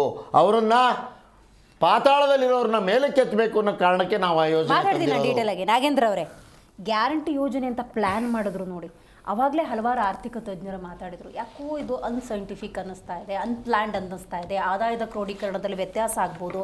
ಸೌತ್ ಇಂಡಿಯಾದ ಸ್ಟೇಟ್ಗಳು ಅಂದಾಗ ಶ್ರೀಮಂತ ರಾಜ್ಯಗಳು, ಕೆಲವೊಮ್ಮೆ ಇಂಥದ್ದನ್ನು ಇಂಪ್ಲಿಮೆಂಟ್ ಮಾಡೋದಕ್ಕೆ ಹೋದರೆ ದಿವಾಳಿ ಆಗಬಹುದು ಅಂತ. ಅದಕ್ಕೊಂದು ಎಕ್ಸ್ಪ್ಲನೇಷನ್ ಬೇಕು. ಇವತ್ತು ಇಷ್ಟರ ಮಟ್ಟಿಗೆ ಬೇರೆ ಸಮುದಾಯದ ಹಣವನ್ನು ಕರ್ನಾಟಕದಲ್ಲಿ ಆಡಳಿತ ನಡೆಸ್ತಾ ಇರುವಂಥ ಕಾಂಗ್ರೆಸ್ ಬಳಕೆ ಮಾಡ್ಕೊಳ್ಳುತ್ತೆ ಅನ್ನೋದು, ಅದ್ರ ಸದ್ಬಳಕೆನ ಹೆಸರು ಕೊಡ್ಬೋದು, ಬಳಕೆ ಮಾಡ್ಕೊಳ್ಳೋಕೆ ಹೋಗುತ್ತೆ ಅನ್ನೋದಾದರೆ ಕಾರಣ ನೀವುಗಳು, ನಿಮ್ಮಂಥ ಪ್ರತಿಪಕ್ಷಗಳು. ನೀವು ಸರಿಯಾಗಿ ಹೋರಾಟ ಮಾಡಿ ಅದಕ್ಕೆ ಸರಿಯಾದ ಪಾಠ ಕಲಿಸಿಲ್ಲ ಅಂದರೆ ಇದನ್ನೂ ಬಳಕೆ ಮಾಡ್ಕೊತಾರೆ, ಇನ್ನೊಂದು ಸಮುದಾಯದ ಯಾವುದೋ ನಿಗಮದ್ದೋ ಮತ್ತೆ ಯಾವುದನ್ನು ಬಳಕೆ ಮಾಡ್ಕೊತಾರೆ. ಇವತ್ತು ಏನು ಈ ಸರ್ಕಾರ ಇದೆಯಲ್ಲ, ಭ್ರಷ್ಟ ಸರ್ಕಾರ, ಬ್ರಹ್ಮಾಂಡ ಭ್ರಷ್ಟ ಸರ್ಕಾರ, ನಾವ್ ಹೇಳೋದೇ ಬೇಡ. ಅವ್ರದೇ ಪಕ್ಷದಲ್ಲಿರೋ 25 ಜನ ಲಿಸ್ಟ್ ಆಫ್ ಕೊಟೇಶನ್ ತಗೊಂಡು ಒಬ್ಬೊಬ್ರು ಸ್ಟೇಟ್ಮೆಂಟ್ ಕೇಳ್ತಾ ಇದ್ರೆ ಜನ ನಡುತ್ತಾ ಇದ್ದಾರೆ. ಇವತ್ತು ಎಂಥವ್ರ ಕೈಗೆ ನಮ್ಮ ರಾಜ್ಯನ ಕೊಟ್ಬಿಟ್ರಿ, ಎಂಥ ಭ್ರಷ್ಟರ ಕೈಗೆ ನಮ್ಮ ರಾಜ್ಯ ಕೊಟ್ಬಿಟ್ರಿ, ಇಂಥ ಭ್ರಷ್ಟಾಚಾರದಲ್ಲಿರುವಂಥ ಸರ್ಕಾರ ಅಂತ ಅಂದ್ಬಿಟ್ರ ಅಂತ ಇವತ್ತು ಕಣ್ಣೀರಾಗ್ತಾ ಇದ್ದಾರೆ. ಯಾರ ಮಾತನ್ನು ಕೇಳಿ, BJP ಶಾಸಕರ ಮಾತು ಕೇಳಿಲ್ಲ, JDS ಪಕ್ಷದ ಶಾಸಕರ ಮಾತು ಕೇಳಿಲ್ಲ, ಕಾಂಗ್ರೆಸ್ ಪಕ್ಷದ ಸ್ವಪಕ್ಷದ ಕಾಂಗ್ರೆಸ್ ಅವರ ಪಕ್ಷದ MLAಗಳ ಮಾತು ಕೇಳಿ, ಒಬ್ಬೊಬ್ರು ಒಂದೊಂದು ಸ್ಟೇಟ್ಮೆಂಟು. ಯಾವ ರೀತಿ ಸ್ಟೇಟ್ಮೆಂಟ್ ಅಂದ್ರೆ, ಒಬ್ರು ಹೇಳ್ತಾರೆ ರೈತರಿಗೇನು ಕೊಡಕ್ಕಾಗ್ತಾ ಇಲ್ಲ, ವಿಧಾನಸೌಧದಲ್ಲಿ ಆತ್ಮಹತ್ಯೆ ಮಾಡ್ಕೊಂಡ್ಬಿಡ್ತೀವಿ ನಾವು, ಆ ಮನಸ್ಥಿತಿ ಹೋಗ್ತಾ ಇದೀವಿ ಇವತ್ತು ಅಂತಾರೆ. ಇನ್ನೊಬ್ರು ಹೇಳ್ತಾರೆ, ನೋಡಿ ಕುಮಾರ್ ಅವ್ರಿಗೆ ಗೌರವವಾಗಿ ಹೇಳ್ತಾ ಇದ್ದೀನಿ, ಅವ್ರ ಡಿಬೇಟ್ ಅಲ್ಲ ಒಂದು ಮಾತಾಡಿಲ್ಲ, ಬರೇ ಸುಳ್ಳಿನ ಕಥೆಗಳು ಹೇಳ್ತಾರಲ್ಲ ಅದನ್ನ ಹೇಳೋ ಗಂಟ ಬಿಡಿ, ಒಂದು ಮಾತು ಕೂಡ ಆಡ್ಬಾರ್ದು. ನಮ್ಮ ಮಾತಾಡೋರ್ಗು ನಮ್ಮ ಅವಕಾಶನ ಹಾಳು ಮಾಡಬಾರ್ದು. ಕುಮಾರ್ ಅವರೇ ಹಾಳು ಮಾಡಬಾರ್ದು ನಮ್ಮ ಅವಕಾಶನ, ನಮ್ಮ ಅವಕಾಶನ ಹಾಳು ಮಾಡಬಾರ್ದು ಕುಮಾರ್. ಇದಾದ್ಮೇಲೆ YG ಗೋಪಾಲ್ ಅವ್ರು ಹೇಳ್ತಾರೆ 2 ವರ್ಷ ಆಯ್ತು ಚರಂಡಿ ಮಾಡಿ ಅಂತಾರೆ. ಯಾರು ಹೇಳಿದ್ರಿ ಶಾಸಕರಿದ್ದು? ಗ್ಯಾರಂಟಿ ನಮಗೆ ಕೊಟ್ಟ ತಂದಾಗಿಂದ ರಾಜ್ಯದಲ್ಲಿ ಚರಂಡಿ ಮಾಡಕ್ಕಾಗಿಲ್ಲ ಅಂತ ಹೇಳ್ತಾರೆ YG ಗೋಪಾಲ್ ಅವರು. ಮತ್ತೆ ಅದೇ ಕ್ಷೇತ್ರಕ್ಕೆ 17 ಕೋಟಿ ಕೊಡ್ತಾರೆ, ಗೊತ್ತಿಲ್ದಂಗೆ ಭ್ರಷ್ಟಾಚಾರ ಮಾಡ್ತಾರೆ ಅಂತ ಹೇಳಿದ್ರು YG ಗೋಪಾಲ್ ಅವರು. ಜಾರ್ಜ್ ಅಲ್ಲಿಗೆ ನಿಮ್ಗೆ ಗುತ್ತಿಗೆ ಬರ್ಕೊಟ್ಟಿದೀವಿ ನಾವು, ತಂದು ನಿಮಗೆ ನಾವು ತಿಂಗಳು ನಿಮ್ಗೆ ಹಣ ಹಾಕ್ತಿವಿ ಅಂತ ಹೇಳಿ ಗುತ್ತಿಗೆ ತಗೊಂಡಿದ್ದೇವೆ ನಿಮ್ಗೆ ಅಂತ ಹೇಳಿದವರು ಜಾರ್ಜ್ ಅವರು. ಇಟ್ಟಾಲ್ ಅವ್ರು ಹೇಳ್ತಾರೆ ಈ 5 ಗ್ಯಾರಂಟಿಯಿಂದ ಕುಂಠಿತಾಗ ಹೋಗಿದೆ ಅಂತ ಹೇಳ್ತಾರೆ ಅವ್ರದೇ ಶಾಸಕರು MLA.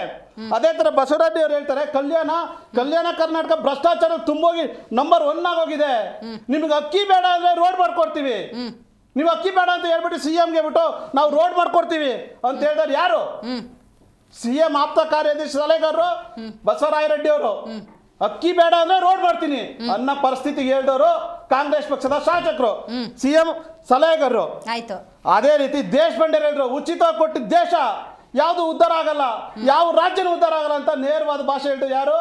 ಸೀನಿಯರ್ ಶಾಸಕರಾದಂಥ ಸಚಿವರಾದ ದೇಶಪಾಂಡೆ ಅವರು. ಪರಮೇಶ್ವರ್ ಏನು ಹೇಳಿದ್ರು, ಸರ್ಕಾರ ಬಳಿ ಹಣನೇ ಇಲ್ಲ ನಮ್ಮ ಹತ್ರ, CM ಹತ್ರ ದುಡ್ಡೇ ಇಲ್ಲ. ಯಾರು ಹೇಳಿದ್ರಿ ಮಾತನ್ನ? ಪರಮೇಶ್ವರ್ ಹೇಳಿದ್ರು, ಇಕ್ಬಾಲ್ ಹುಸೇನ್ ಅವರು. ಅದಾದ್ಮೇಲೆ ಈ ರೀತಿ ರಾಜಣ್ಣ ಪವರ್ ಶೇರಿಂಗ್ ಅಲ್ಲಿ ನಿಂತ್ಕೊಂಡ್ಬಿಟ್ಟಿದ್ದಾರೆ ಇವತ್ತು. ಪವರ್ ಶೇರಿಂಗ್ ಅಂತ ನಾಟಕ ಮಾಡ್ಕೊಂಡು SCTP ಇವತ್ತು ಅನಾಲೂಟಿ ಹೊಡಿತಾ ಇದ್ದಾರೆ. ಇವತ್ತು STP ಅನಾಲೂಟಿ ಹೊಡಿಬೇಕಾದ್ರೆ ನೋಡಿ, ಮಹಾನ್ ಭಾವರು ಇದ್ರು ಆ ಕಾಲದಲ್ಲಿ. ಒಂದು ವಿಚಾರ ಹೇಳ್ಬೇಕು ಇಷ್ಟಪಡ್ತೀನಿ ಒಂದು ಇದ್ರಲ್ಲಿ ಏನು ಅಲ್ಲ ಹೇಳ್ತೀನಿ, ಅದು ಬರ್ತೀನಿ ಎಲ್ಲ ರಿಲೇಟೆಡ್ ಬರ್ತಾ ಇದೆ ಅಲ್ಲಿಗೆ. ಯಾರು ವಿಚಾರ ಕೇಳೋದು ಕಾಂಗ್ರೆಸ್ ನಲ್ಲಿ ದಲಿತ ನಾಯಕರು ಅಂತಿದ್ದಾರಲ್ಲ, ಅವ್ರದೆಲ್ಲ ಸಹಮತದಲ್ಲೇ ಹಿಂಗೆ ಹಣಗಳ ಬಳಕೆ ಅನ್ನೋದಾಗದ? ಯಾಕಂದ್ರೆ ಈಗ ಭ್ರಷ್ಟಾಚಾರದಲ್ಲಿ ಎಲ್ಲರೂ ತೊಡಗಿದ್ದಾರೆ, ಅವ್ರದೇ ಸರ್ಕಾರ ಎಲ್ಲ ಸೇರ್ಕೊಂಡೆ ಮಾಡ್ತಾ ಇದ್ರೆ. ಇವತ್ತು ಸನ್ಮಾನ್ಯ ಖರ್ಗೆಜಿ ಅವ್ರು ಹೇಳ್ಕೊಂತಾರೆ, DK ಶಿವಕುಮಾರ್ ಅವರೇ ಬೆಂಗಳೂರಿಂದ ಬರೀ ಮೈಸೂರು ಕಡೆ ನಿಮ್ಗೆ ಗಮನ ಇದೆ, ಕಲ್ಯಾಣ ಕರ್ನಾಟಕ ಕಡೆ ಸ್ವಲ್ಪ ನೋಡಿ, ದಯಮಾಡಿ ಅಲ್ಲಿ ಸ್ವಲ್ಪ ಅಭಿವೃದ್ಧಿಗೆ ಏನಾದ್ರು ಒತ್ತು ಕೊಡಿ ಅಂತ ಇವತ್ತು ರಾಷ್ಟ್ರೀಯ ಮಲ್ಲಿಕಾರ್ಜುನ್ ಖರ್ಗೆ ಅವರು DK ಶಿವಕುಮಾರ್ ಸಾಹೇಬ್ರ ಹತ್ರ ಕೇಳ್ಕೊಂತ ಇದ್ದಾರೆ. ಇದು ಎಂತ ಹೀನಾಯ ಪರಿಸ್ಥಿತಿ ರಾಜ್ಯಕ್ಕೆ. ಅದೇ ರೀತಿ ನೋಡಿ, ಒಂದು ವಿಚಾರ ಈ ಟೈಮಲ್ಲಿ ಹೇಳ್ಬೇಕಾಗುತ್ತೆ, ದಲಿತರ ಉದ್ಧಾರಗಳು ಹೆಂಗಾಗ್ತಾ ಇದ್ವು ಅನ್ನೋ ವಿಚಾರ ಬಂದಾಗ ನೋಡಿ, ಕುದ್ಮಲ್ ರಂಗಾರಾವ್ ಅವರು 1897ರಲ್ಲಿ ಡಿಪ್ರೆಸೆಸ್ ಕ್ಲಾಸ್ ಮಿಷನ್ ಸಂಸ್ಥೆಯನ್ನು ಹುಟ್ಟಾಕ್ತಾರೆ. ಮೂಲಕ ಕುದ್ಮಲ್ ರಂಗಾರಾವ್ ತಮ್ಮ ಶಾಲೆಗೆ ಓದುವ ಮಕ್ಕಳಿಗೆ ಆ ಕಾಲದಲ್ಲಿ ಬಿಸಿ ಊಟ ವ್ಯವಸ್ಥೆ, ಉಚಿತ ಹಾಸ್ಟೆಲ್, ಮಕ್ಕಳಿಗೆ ನಿಯಮಿತ ಶಾಲೆಗೆ ಕಲಿಸ್ತಿದ್ರು.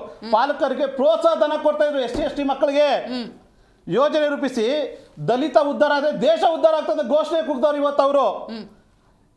ಕುದ್ಮಲ್ ರಂಗಾರಾವ್ 20ನೇ ಶತಮಾನದಲ್ಲಿ ಅಂತಂತ ಒಂದು ಯೋಚನೆನ ಇವತ್ತು ಈ ಭವಿಷ್ಯಕ್ಕೆ ತಂದು ಕೊಟ್ಟು ಅಂದ್ರಲ್ಲ, ಕುದ್ಮಲ್ ರಂಗಾರಾವ್ ಅವರು ಅಂತ ಒಂದು ಯೋಚನೆ ಇತ್ತು, ಈ ದೇಶದಲ್ಲಿ ದಲಿತರ ಉದ್ಧಾರ ಆದ್ರೆ ದೇಶ ಉದ್ಧಾರ ಆಗುತ್ತೆ ಅಂತೇಳಿ.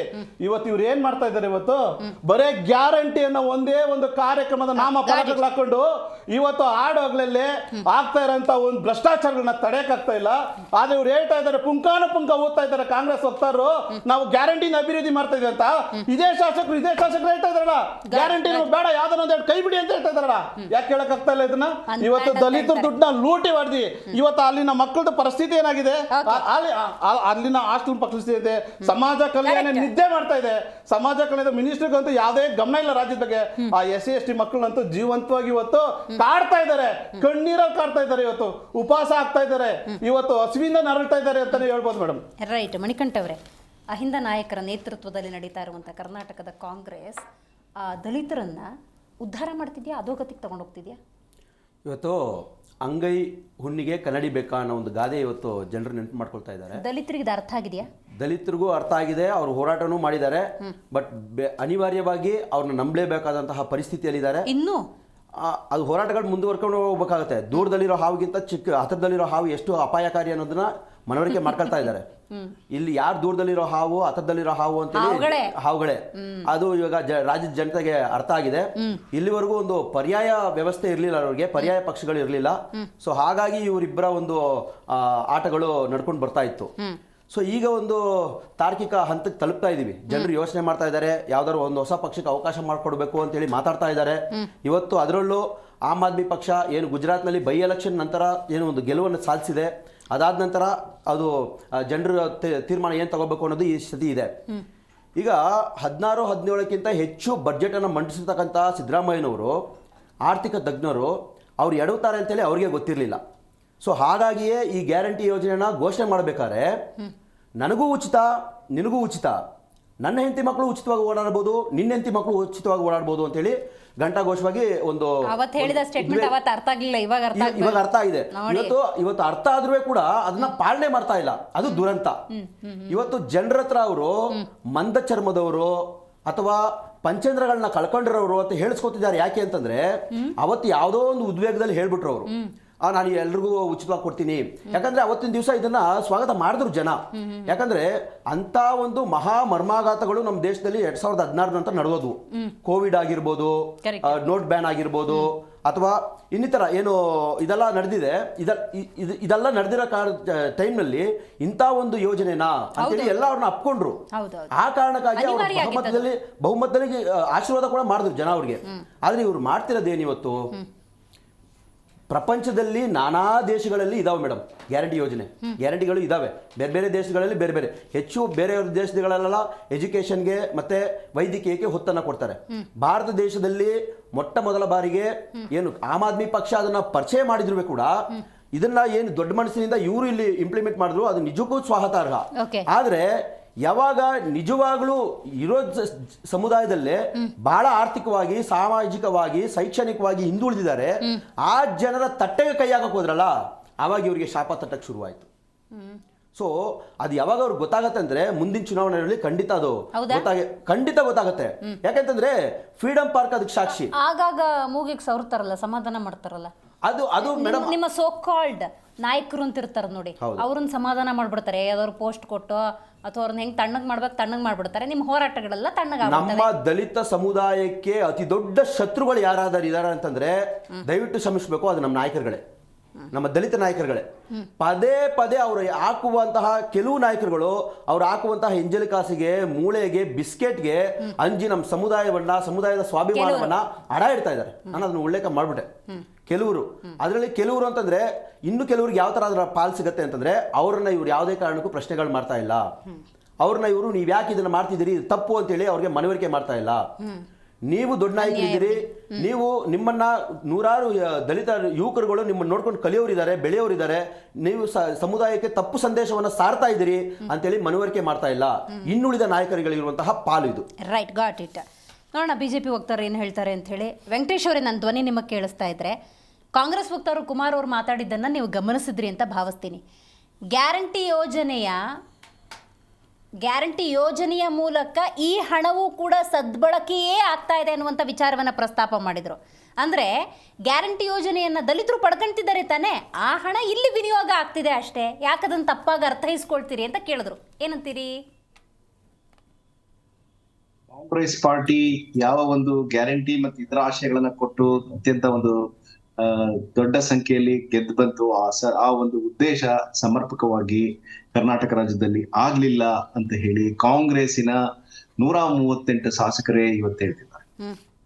ನಮ್ಮ ಕ್ಷೇತ್ರಗಳಲ್ಲಿ ಇವತ್ತೊಂದು ಸಣ್ಣ ನಲ್ಲಿ ಹಾಕ್ಸಕ್ಕಾಗಲ್ಲ, ನಾವೊಂದು ಅಭಿವೃದ್ಧಿ ಕೆಲಸ ಮಾಡಕ್ಕಾಗಲ್ಲ, ತೆಂಗಿನಕಾಯಿ ಹೊಡೆದ್ರೆ ಅದಕ್ಕೆ ರಸ್ತೆ ಹೊಡೆದು 1-2 ವರ್ಷ ಆಯ್ತು, ನಾವೊಂದು ಗುದ್ಲಿ ಪೂಜೆ ಮಾಡಕ್ಕಾಗಲ್ಲ ಅಂತ ನಾಗೇಂದ್ರ ಅವರ ಆಗ್ಲೇ ಸ್ನೇಹಿತರು ವ್ಯಕ್ತಪಡಿಸಿದ್ದಾರೆ. ಅದಷ್ಟೇ ಅಲ್ಲದೆ ನಮ್ಮ ಪಾಟೀಲ್ ರವರು ಹೋಗಿ ಅಲ್ಲಿನ ಸುರ್ಜೇವಾಲರವರಿಗೆ ಒಂದು ಮನವಿಯನ್ನು ಸಲ್ಲಿಸಿ ವಸತಿ ಇಲಾಖೆಯಲ್ಲಿ ಸುಮಾರು 2,100 ಕೋಟಿ ರೂಪಾಯಿ ಹಗರಣ ಆಗಿದೆ ಅಂತ ಹೇಳಿದ್ದಾರೆ. ಇದೆಲ್ಲ ನಾವು ಬಿಜೆಪಿ ಮತ್ತೆ JDS ನವರು ಹೇಳ್ತಾ ಇರ್ತಕ್ಕಂಥದ್ದಲ್ಲ. ಆದ್ರೆ ಈ ಒಂದು ಪರಿಶಿಷ್ಟ ಜಾತಿ ಪರಿಶಿಷ್ಟ ವರ್ಗಗಳಿಗೆ ಅವರ ಜನಸಂಖ್ಯೆಗೆ ಅನುಗುಣವಾಗಿ 24% ಏನ್ ಇಡ್ಬೇಕಾಗಿತ್ತು, ಆ ಹಣವನ್ನ ಇವರು ಸುಮಾರು ಮೊದಲನೇ ಬಾರಿಗೆ 11,896 ಕೋಟಿ ರೂಪಾಯಿನ ತಗೊಂಡು 24 ಈ ವರ್ಷಕ್ಕೆ 11,111 ಕೋಟಿ 23-24 14,282 ಕೋಟಿ 24-25 ತಗೊಂಡ್ರಿ ಇವರು. ಇದರಲ್ಲಿ ದೊಡ್ಡ ರಾಜ್ಯಾದ್ಯಂತ ಇರತಕ್ಕಂತ ದಲಿತ ಸಂಘಗಳು ಮತ್ತೆ ಪ್ರಮುಖರು, ರಾಜ್ಯ ಪ್ರಮುಖರು, ವಿರೋಧ ಪಕ್ಷಗಳು ಏನೇ ವಿಚಾರ ಮಾಡಿ ಇಡೀ ಒಂದು ರಾಜ್ಯ ಸರ್ಕಾರಕ್ಕೆ ಒಂದು ಚಿಮಾರಿ ಹಾಕಿದ್ರು ಕೂಡ ಅವ್ರಿಗೆ ಒಂದು ಪತ್ರಚರ್ಮ ಅಂತ ನಮ್ಮ ವಕ್ತಾರರು ಏನ್ ಹೇಳಿದ್ರು, ಅವ್ರ ಪ್ರಕಾರ ಇವ್ರಿಗೇನು ಅನ್ಸ್ಲೇ ಇಲ್ಲ. ಆದ್ರೆ ಈ ಒಂದು ನಿಗಮಗಳಿತ್ತಲ್ಲ, 8 ನಿಗಮಗಳು ಏನಿತ್ತು, ಅಂಬೇಡ್ಕರ್ ನಿಗಮ, ತಾಂಡಾಭಿವೃದ್ಧಿ ನಿಗಮ, ಚರ್ಮ ಅಭಿವೃದ್ಧಿ ನಿಗಮ, ಸಫಾಯಿ ಕರ್ಮಚಾರಿ, ಆದಿಜಾಂಬ ಅಭಿವೃದ್ಧಿ, ಜಾತಿ ಮತ್ತು ಬುಡಕಟ್ಟಾಗಕ್ಕೆ 800 ಕೋಟಿ ರೂಪಾಯಿ ನಾವು ಕೊಡ್ತೀವಿ ಅಂತ 332 ಕೋಟಿ ರೂಪಾಯಿ ಹಂಚಿಕೆ ಮಾಡಿದ್ರು ಕಳೆದ ವರ್ಷ. ಬಿಡುಗಡೆ ಆಗಿದ್ದೆಷ್ಟು 88.78, ಖರ್ಚಾಗಿದ್ದೆಷ್ಟು 85 ಮತ್ತು 85 ಕೋಟಿ. ಇದ್ರಲ್ಲಿ ಏನಾಗಿದೆ ಗೊತ್ತಾ ನಿಮ್ಗೆ? 85 ಕೋಟಿನಲ್ಲಿ ಆಯಾಯ ಇಲಾಖೆಗಳ ಸಂಬಳ ಹೋಗಿದೆ. ಅದರಲ್ಲಿ 150 ಕೋಟಿ ರೂಪಾಯಿನ ಸಂವಿಧಾನದ ಪೀಠಿಕೆಯನ್ನು ಓದಲಿಕ್ಕೆ ಇವರು ತಗೊಂಡಿದ್ದಾರೆ. ಸಫಾಯಿ ಕರ್ಮಚಾರಿ ಆಯೋಗದಿಂದ, ಲಿಕ್ಕರ್ ಸಂಸ್ಥೆಯಿಂದ 5 ಕೋಟಿ ತಗೊಂಡಿದ್ದಾರೆ. ಅಂಬೇಡ್ಕರ್ ಇಂದ 35 ಕೋಟಿ ತಗೊಂಡಿದ್ದಾರೆ. ಹೀಗೆ ಎಲ್ಲ ಕೊಟ್ಟ ಹಣವನ್ನ ತಗೊಂಡು ಇವ್ರು ಏನ್ ಮಾಡಿದ್ರು, ಸಂವಿಧಾನ ಪೀಠಿಕೆ ಓದಿಸ್ತೀವಿ, ಸಮಾಜ ಕಲ್ಯಾಣ ಉದ್ಧಾರ ಮಾಡ್ತೀವಿ ಅನ್ನೋ ಒಂದು ಕೆಲಸವನ್ನ ಮಾಡಿ ಇವ್ರು ಯಾವುದನ್ನು ಕೂಡ ಮಾಡ್ಲಿಲ್ಲ. ಕೇವಲ ಒಂದು ಮಾಡ್ಲಿಕ್ಕೆ ಒಂದು ಪಬ್ಲಿಸಿಟಿಗೋಸ್ಕರ ಬಳಸ್ಕೊಂಡ್ರಿ ಹಣವನ್ನ. ಇದು ಏನು ಗ್ಯಾರಂಟಿ ಯೋಜನೆ ಏನಿತ್ತು, ಇದು ಒಂದು ಸಾರ್ವಜನಿಕವಾಗಿ ಮಾಡಿದಂತ ಮಾನ್ಯ ಸಿದ್ದರಾಮಯ್ಯನವರ ಸರ್ಕಾರದ ಕೊಡುಗೆ. ಅದನ್ನ ಮಾಡ್ಲಿಕ್ಕೆ ನೀವು ಈ SC/ST ಹಣನ ತಗೊಳಕ್ ಅವಶ್ಯಕತೆ ಇರ್ಲಿಲ್ಲ. ಇವತ್ತು ನಮ್ಮ ಸ್ನೇಹಿತರು ಹೇಳಿದ್ರು, ಇವತ್ತು ಎಂತ ಸ್ಥಿತಿ ಬಂದಿದೆ ಅಂದ್ರೆ SC/ST ಮಕ್ಕಳಿಗೆ ಈ ಉದ್ದೇಶ ಏನಿತ್ತಂತಂದ್ರೆ, ಈ ಉದ್ದೇಶಕ್ಕೆ ಸ್ಥಿರಾಸ್ತಿಗಳನ್ನ ಕ್ರಿಯೇಟ್ ಮಾಡೋದು, ಫಿಕ್ಸ್ಡ್ ಅಸೆಟ್ ನ ಕ್ರಿಯೇಟ್ ಮಾಡೋದು, ಎಜುಕೇಶನ್ ಎನ್ವೈರನ್ಮೆಂಟ್, ಇನ್ಫ್ರಾಸ್ಟ್ರಕ್ಚರ್ ಕ್ರಿಯೇಟ್ ಮಾಡಬೇಕು, ಅವರಿಗೆ ಒಂದು ಜೀವನ ಪದ್ಧತಿಯನ್ನ ಕೇಳಬೇಕು, ಕೌಶಲ್ಯಾಭಿವೃದ್ಧಿ ಮಾಡಬೇಕು. ಈ ತರ ದೊಡ್ಡ ದೊಡ್ಡ ಕಾರ್ಯಕ್ರಮಗಳನ್ನ ಮಾಡಿ ಒಂದು ಫಿಕ್ಸ್ಡ್ ಅಸೆಟ್ ಕ್ರಿಯೇಟ್ ಮಾಡಿ ಅದ್ರ ಮೂಲಕ ಅವರ ಒಂದು ಸಂಪೂರ್ಣ ಜೀವನವನ್ನ ಬದಲಾವಣೆ ಮಾಡುವಂತ ಒಂದು ಧ್ಯೇಯೋದ್ದೇಶ ಅಲ್ಲ, ಹಣ ಉಳಿಸಿದೆ ಬಳಕೆ ಮಾಡ್ಕೊತಾರೆ. ಏನ್ ಆಕ್ಷೇಪ? ಹಣ ಉಳಿಸಿದೆ ಬಳಕೆ ಮಾಡ್ಕೊತಾರೆ. ಉಳಿಸಿಲ್ಲ ಅಂದ್ರೆ ಕೂಡ ಇಲ್ಲ ಬಳಸಿಲ್ಲ ಅಂತಂದ್ರೆ ಅದೊಂದು ಅಫೆನ್ಸ್ ಅವ್ರಿಗೆ. ಸಂಬಂಧಪಟ್ಟ ಅಧಿಕಾರಿಗಳ ಮೇಲೆ SC/ST ಕೇಸ್ ಹಾಕ್ಬೇಕು, ಆ ಮಂತ್ರಿ ಮೇಲೆ SC/ST ಕೇಸ್ ಹಾಕ್ಬೇಕು. ಹಣ ಉಳಿಕೆ ಮಾಡೋದು ಕೂಡ ಒಂದು ತಪ್ಪು ಅಂತ SCPTSP ಆಕ್ಟ್ ಅಲ್ಲಿ ಇದೆ. ಇವ್ರು ಹೇಳಿದ್ 800 ಕೊಟ್ಟಿದ್ದು 88 ಕೋಟಿ, ಅದ್ರ ಖರ್ಚು ಮಾಡಿದ್ರೆ 85 ಕೋಟಿ. ಇವ್ರಿಗೇನ ಜವಾಬ್ದಾರಿ ಇದೆ? ಇವ್ರಿಗೆ ಜವಾಬ್ದಾರಿ ಇದೆ? ಕೇಳಿದ್ರೆ ನಾವು SC/ST ಪರವಾಗಿದ್ದೀವಿ, ನಾವು SC/ST ಪರವಾಗಿರ್ತಕ್ಕಂಥ ಸರ್ಕಾರ, ನಾವು ದಲಿತ ಸರ್ಕಾರ ಅಂತ ಹೇಳ್ಕೊಳ್ಳೋಂತವ್ರಿಗೆ ನೀವು ಹಣ ತಗೊಂಡು ಗ್ಯಾರಂಟಿ ಮಾಡ್ಬೇಕಾಗಿತ್ತಾ? ನಮ್ಮ ಸ್ನೇಹಿತರು ಇನ್ನೊಬ್ರು ಹೇಳಿದ್ರು 15-16 ಮಾಡಿದವ್ರಿಗೆ ಅವ್ರಿಗೆ ಗೊತ್ತಿಲ್ಲ ಹಣ ಹೆಂಗ್ ರೈಸ್ ಮಾಡ್ಬೇಕು ಅಂತ. ಮತ್ತೆ ಇನ್ ಬಿಟ್ವೀನ್ ರೇಟ್ಸ್ ಎಲ್ಲ ಜಾಸ್ತಿ ಮಾಡಿದಿಲ್ಲ, ಅದೆಲ್ಲೋಯ್ತು? ನಿಮ್ಗೆ ಒಟ್ಟಾರೆ ಈ ದಲಿತ ಸಮುದಾಯದ ಬಗ್ಗೆ ಯಾವುದೇ ರೀತಿಯಾದಂತ ಕಳಕಳಿ ಇಲ್ಲ. ಇದ್ದಿದ್ರೆ ನೀವು ಮಾಡ್ತಾ ಇದ್ರಿ, ನೀವು ಅದು ಆಯ್ತು, ನೀವು ಮಾಡಿದಿರಿ. SC/ST ಕಮಿಷನ್ ನೋಡಿ, ನೀವು ದಲಿತ ನೋಡಿ, ನಾನು ಮಾತಾಡೋರ್ಗು ದಯವಿಟ್ಟು ಬಿಡ್ಬೇಕು. ನೀವು ನಿಮ್ಗೆ ಬಿಜೆಪಿ ಸರ್ಕಾರ ಆನ್ಲೈನ್ ಮಾಡೋದ್ರಿಂದ ಮತ್ತೆ ಮಾತಾಡಿದ್ರೆ ಹೋಗ್ತದೆ. ಕುಮಾರ್ ಅವರೇ ಒಂದ್ ನಿಮಿಷ ಇದನ್ನ ವೇಸ್ಟ್ ಮಾಡ್ಬೇಡಿ ದಯವಿಟ್ಟು. ಸಾರ್ವಜನಿಕರ ಸಮಯ ಇದು, ಮತ್ತೆ ಮಾತಾಡಿ. ಗೋವಿಂದ ಕಾರಜೋಳ ಅವರು It is not fair. ಯಾವ ಫೇರ್? ಕಾಂಗ್ರೆಸ್ ವಕ್ತಾರರಿಗೆ ಏನ್ ಫೇರ್? ಮರ್ಯಾದೆ ಇಲ್ಲ. ಯೋಜನೆ ಹೆಸರು ಹೇಳ್ರಿ. ಸರ್ಕಾರ ಅಧಿಕಾರದಲ್ಲಿ ಇತ್ತಲ್ಲ 3 ಜನ ಮುಖ್ಯಮಂತ್ರಿಗಳು. ನಾನ್ ಮಾತಾಡೋ ಟೈಮಲ್ಲಿ ಮಾತಾಡಬೇಡಿ, ನೀವು ಸ್ವಲ್ಪ ಬದ್ಧತೆ ಕಲ್ತ್ಕೊಳ್ಳಿ. ಕಾಂಗ್ರೆಸ್ ಗೊತ್ತಪ್ಪ, ಅಡ್ವರ್ಟೈಸ್ಮೆಂಟ್ ಹಾಕಿದ್ ನೋಡಿದ್ವಿ ರೋಡಲ್ಲೂ. ನೀವು ಕಾರಜೋಳ ಅವ್ರ ಫೋಟೋ, ಯಡಿಯೂರಪ್ಪನವ್ರ ಫೋಟೋ ಹಾಕ್ಬಿಟ್ಟು ರೋಡಲ್ಲಿ ಅಡ್ವರ್ಟೈಸ್ಮೆಂಟ್ ಹಾಕಿದ್ದು, ಹಳ್ಳಿ ಅಡ್ವರ್ಟೈಸ್ಮೆಂಟ್ ಹಾಕಿದ್ದು ನೋಡಿದೀವಿ ನಾವು. ವೆಂಕಟೇಶ್ ಅವರೇ, ಕಾಂಟೆಕ್ಸ್ಟ್ ನನಗೆ ಅರ್ಥ ಆಯ್ತು. ಬಟ್ ನಿಮಗೂ ಒಂದು ಪ್ರಶ್ನೆ ಇದೆ. ನಿಮಗಂತೂ ದಲಿತರ ಬಗ್ಗೆ ಕಾಳಜಿ ಇಲ್ಲ. ಕಾಳಜಿ ವಹಿಸಿರುವಂತ ಕರ್ನಾಟಕ ಕಾಂಗ್ರೆಸ್ ವಿರುದ್ಧ ಆಕ್ಷೇಪ ಮಾಡ್ತಿದಾರಲ್ಲ. ಜೀವನ ಪದ್ಧತಿ ಬಗ್ಗೆ ಮಾತಾಡ್ತೀನಿ, ನಾನು ಹೇಳ್ತೀನಿ ಈಗ ಅದನ್ನ. ಕಂಪ್ಲೀಟ್ ಮಾಡಿಲ್ಲ ಮೇಡಮ್ ಅವರೇ, ನಾನು ಇನ್ನೂ ಕಂಪ್ಲೀಟ್ ಮಾಡಿಲ್ಲ. ಸರ್, ಗಂಗಾ ಕಲ್ಯಾಣದಲ್ಲಿ ಮೇಡಮ್ 224 ಒಳ್ಳೆ ಪ್ರಶ್ನೆ ಎತ್ತಿದಿರಿ. ಗಂಗಾ ಕಲ್ಯಾಣ ಯೋಜನೆ ತರ್ತೀವಿ. ಯಡಿಯೂರಪ್ಪನವ್ರ ಕಾಲದಲ್ಲಿ, ಬೊಮ್ಮಾಯಿ ಅವ್ರ ಕಾಲದಲ್ಲಿ ಗಂಗಾ ಕಲ್ಯಾಣ ಯೋಜನೆಯಲ್ಲಿ ಕೋಲಾರದಿಂದ ಅಂಕೆ ಸಂಖ್ಯೆಗಳನ್ನ ತಗೊಂಡ್ಬನ್ನಿ. ಆಯ್ತು, ಎಲ್ಲರೂ ಅಷ್ಟೇನೆ, ಯಾವ ಪಕ್ಷ ಆದ್ರೂ ಅಷ್ಟೇ. ದಲಿತರ ಹೆಸರು ಹೇಳ್ಕೊಂಡ್ಬಿಟ್ಟು ಓಟ್ ಗಿಟ್ಟಿಸ್ಕೊತೀರಿ, ನೀವು ಸಿಂಹಾಸನಗಳನ್ನು ಅಲಂಕರಿಸ್ತೀರಿ. ಆದರೆ ದಲಿತರ ಉದ್ಧಾರ ಅನ್ನೋದು ನಿಜಕ್ಕೂ ಕೂಡ ಆಗ್ತಿದೆ. ಕಡೆ ಪಕ್ಷ ಅವರಿಗೆ ಅಂತ ಇಟ್ಟಿರುವಂಥ ಹಣವನ್ನು ನೀವು ಅಲ್ಲಿ ತಗೊಂತೀರಿ. ಏನೋ ಸರ್ವಜನಾಂಗದ ಶಾಂತಿಯ ತೋಟ ಅಂತ ಹೇಳ್ತಾರೆ, ಅದನ್ನು ಪರಿಪಾಲನೆ ಮಾಡೋಕೆ ಹೋಗ್ತಿದ್ದೀರಿ ಅಂದರೆ ಮಾಡಿ. ಆದರೆ ಈ ಥರ ಅಲ್ಲ. ನೀವು ಎಲ್ಲ ಜನಾಂಗಕ್ಕೂ ಕೂಡ ಗ್ಯಾರಂಟಿ ಯೋಜನೆಗಳನ್ನು ಕೊಡಬೇಕು ಅಂತ ಹೇಳಿ ಅವರಿಗೆ ಅಲ್ಪ ಸ್ವಲ್ಪ ಉಳಿದಿರುವಂಥ ಹಣವನ್ನು ಕೂಡ ತಗೊಳ್ತೀರಿ ಅಂತ ಹೇಳಿದ್ರೆ ಇದನ್ನು ಸಮುದಾಯ ಒಪ್ಕೊಳ್ಳೋದಿಲ್ಲ. ಅದ್ರ ಬಗ್ಗೆ ಡೀಟೇಲ್ ಆಗಿ ಮಾತಾಡೋಣ. ಒಂದು ಕರ್ನಾಟಕದಲ್ಲಿ ಬದುಕು ದುಬಾರಿಯಾಗಿದೆ. ಮಗದೊಂದು ಕಡೆ ಕರ್ನಾಟಕ ಅಲ್ಲ, ಕಾಂಗ್ರೆಸ್ ಅಂದಾಗ ದಲಿತರ ಜೀವನ ಉದ್ಧಾರ ಆಗುತ್ತೆ. ದಲಿತರು ಬದುಕನ್ನು ಕಟ್ಕೊಳ್ಬೋದು. ಸಾಮಾಜಿಕವಾಗಿ, ಆರ್ಥಿಕವಾಗಿ, ಶೈಕ್ಷಣಿಕವಾಗಿ ಪ್ರಪಾತದಲ್ಲಿರುವಂಥವರನ್ನು ಮುಂದಕ್ಕೆ ತರ್ತಾರೆ, ಮುಖ್ಯವಾಹಿನಿಗೆ ತರ್ತಾರೆ ಅನ್ನುವಂಥ ಆಶಯಕ್ಕೆ ಕೊಡ್ಲಿ ಪೆಟ್ಕೊಟ್ಟಂಗಲ್ವಾ ಕುಮಾರ್ ಸರ್? ಮೇಡಮ್, ಇದು ಜನರ ಜೀವನ ದುಬಾರಿ ಆಗಿದೆ ಅಂದರೆ ಅದು ಕಾಂಗ್ರೆಸ್ ಕಾರಣ. ಕಾಂಗ್ರೆಸ್ಸೂ ಕಾರಣ, ಕಾಂಗ್ರೆಸ್ ಕಾರಣ ಅಲ್ಲ, ಕಾಂಗ್ರೆಸ್ಸೂ ಕಾರಣ.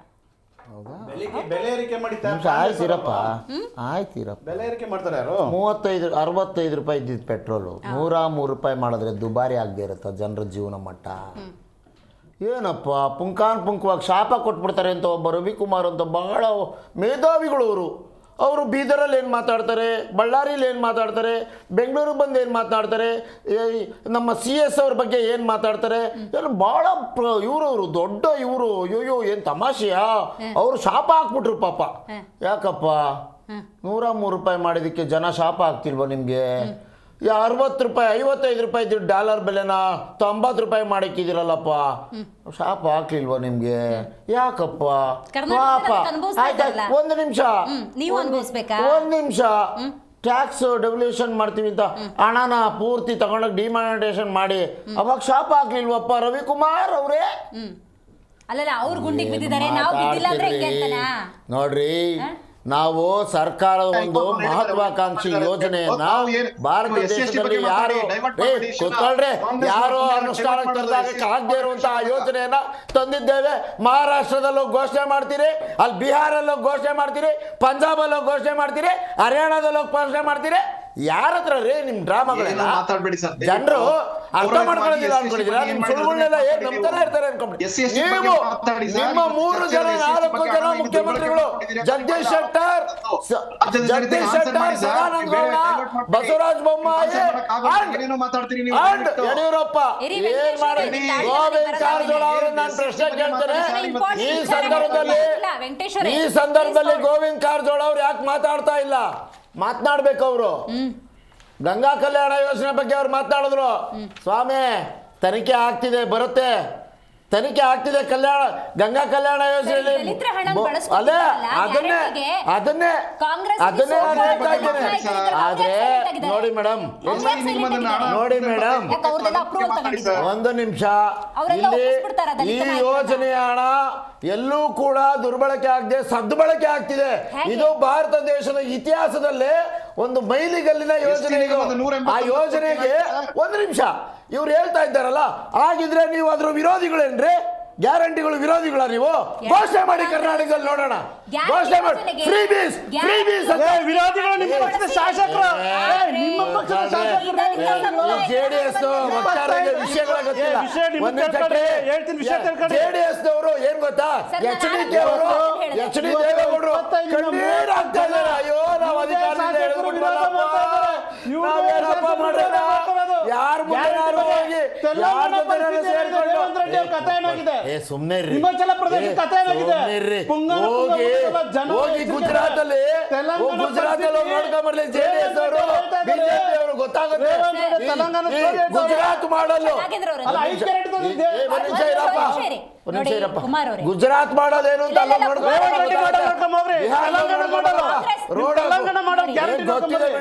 ಕೇಳಿಸ್ಕೊಳ್ಳಿ.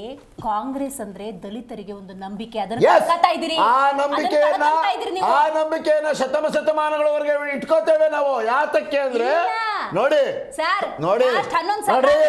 ಇವರ ಜೀವನ ಮಟ್ಟದ ಬಗ್ಗೆ ಮಾತನಾಡಿದ್ರಲ್ಲ, ಒಂದ್ ನಿಮಿಷ, ಈಗ ಬಿಜೆಪಿ ಅವ್ರ ಜೀವನ ಪದ್ಧತಿ ಅಂತ ಒಂದು ಪದ ಬಳಸ್ಬಿಟ್ರು. ಯಾವ್ದಪ್ಪ? ರಾಮ ಕೃಷ್ಣ ಅನ್ನೋದ ಜೀವನ ಪದ್ಧತಿ ಅದೇನ್ರಿ? ಉದ್ಯೋಗ ಕೊಡೋ ಯೋಗ್ಯತೆ ಇಲ್ಲ ಇರೋರು. ಉದ್ಯೋಗ ಸೃಷ್ಟಿ ಮಾಡಿ ಒಂದ್ ನಿಮಿಷ ಸುಮ್ಮನೆ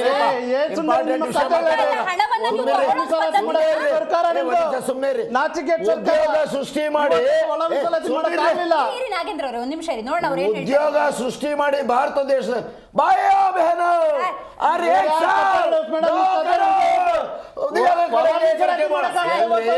11 ವರ್ಷ ಆಯ್ತು.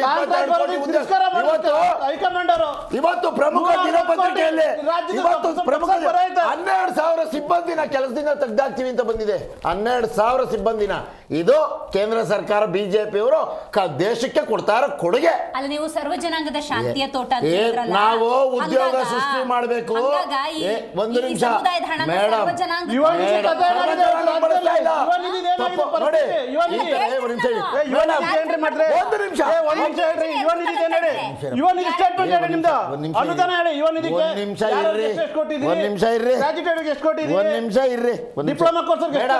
ಮೇಡಮ್ ಹೇಳಿದ್ರಲ್ಲ ನೀವು, ಈ ಹಣ ಬೇರೆ ಸಮುದಾಯಗಳಿಗೆ ಬಳಕೆ ಆಗುತ್ತೆ. ಗ್ಯಾರಂಟಿ ಯೋಜನೆ ಯಾರ್ಯಾರು ತಗೋತಿದ್ದಾರೆ? ಒಂದು ನಿಮಿಷ, ಒಂದು ಡಾಟಾ ಬೇಸ್ ಮಾಹಿತಿ ಪ್ರಕಾರ ಖಡಕ್ ಆಗಿ ಹಂಚಿಕೆ ಆಗಬೇಕು ಅಂತ ಹೇಳಿದ್ದೇವೆ. ಯಾವುದಕ್ಕೆ? ಈ ಹಣ ಬೇರೆ ಉಪಯೋಗ ಕೂಡುದು ಆ ಸಮುದಾಯದ ಜನಕ್ಕೆ. ಮೇಡಮ್, ಆ ಸಮುದಾಯ ಒಂದು ನಿಮಿಷ, ಆ ಸಮುದಾಯಕ್ಕೆ ಕೊಡ್ತಾ ಇದ್ದೇವೆ.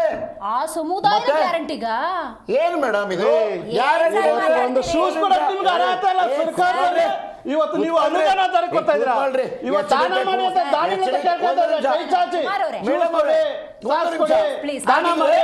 ಹಾಗೆ ನಮ್ಮ ರಾಜ್ಯದಲ್ಲಿರೋ ಜನ ದಾನ ಮಾಡಿ, ಶೂಸ್ ಕೊಡಿ, ನಮ್ಮ ರಾಜ್ಯದಲ್ಲಿ ಮಾಡಿ, ಹೋರಾಟ ಮಾಡಿ, ಡೆಲ್ಲಿವರೆಗೆ ಹೋಗಿ ನೀವು ಬರ್ಬೇಕಿದ್ದಲ್ಲ ರಿಟರ್ನ್ ಅದನ್ನ ಬೇಕಾದ್ರೆ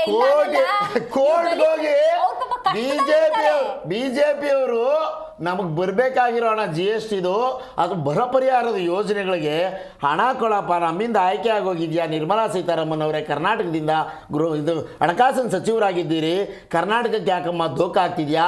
ಈ ಸಾರಿ ಬಜೆಟಲ್ಲಿ 0 ಸುತ್ತಿದೆಯಲ್ಲ ಯಾಕಮ್ಮ ಅಂತ ಕೇಳಿದ್ರೆ ಏನು ಉತ್ತರ ಕೊಟ್ಟರು ಅವರು? ಏನು ಉತ್ತರ ಕೊಟ್ಟರು? ನಿಶಬ್ದ ಅವರು ಉತ್ತರ. ಇವರ MP ಗಳು, ಬಿಜೆಪಿಯಿಂದ ಕರ್ನಾಟಕದಿಂದ ಗೆದ್ದೋಗಿರೋ MP ಗಳು ಒಂದೇ ಒಂದು ಶಬ್ದ ಹಣಕಾಸು ಆಯೋಗದ meeting ಒಂದೇ ಒಂದು ನಲ್ಲಿ ಶಬ್ದ ಮಾತಾಡಿ- ಎದ್ದು ನಿಂತ್ಕೊಂಡು ಮಾತಾಡಕ್ಕಾಗೋದಿಲ್ಲ. ಕರ್ನಾಟಕ ಕೊಡ್ಬೇಕಾಗಿರೋ ಪಾಲಿನ ಹಣ Okay, ಕೊಡ್ರಿ, 15 ಹಣಕಾಸು ಯೋಜನೆ ದುಡ್ಡು ಅಂದ್ರೆ ನಾಗೇಂದ್ರ ಅವರೇ. ಒಂದು ಶಬ್ದ ಮಾತಾಡಲ್ಲ ಬಿಜೆಪಿ ಅವರು. ಇವ್ರು ಇಲ್ಲಿ ಕೂತ್ಕೊಂಡು ಏನು SCPTSP ಯೋಜನೆ ಬಗ್ಗೆ ಪುಂಕಾನುಪುಂಕವಾಗಿ ಮಾತಾಡ್ತಾರೆ. ಏನ್ ಮಾತಾಡ್ತೀರಿ? ದಲಿತ ಸಮುದಾಯದ ಹಣ ಸದ್ಬಳಕೆ ಆಗ್ತಿದೆ, ಅದ್ರಲ್ಲಿ ಏನ್ ದೋಷ ಹುಡುಕ್ತೀರಿ ಅಂತ ಕೇಳ್ತಿದಾರೆ ಅವರು. ಒಂದೇ ಒಂದು ಎಕ್ಸಾಂಪಲ್ ಹೇಳ್ತೀವಿ ಮೇಡಮ್. ಸಮಾಜ ಕಲ್ಯಾಣ ಇಲಾಖೆ ಇದು 1972 ರಾಜ್ಯದಲ್ಲಿ ವಿಶ್ವವಿದ್ಯಾಲಯಗಳಿದ್ದಾವೆ.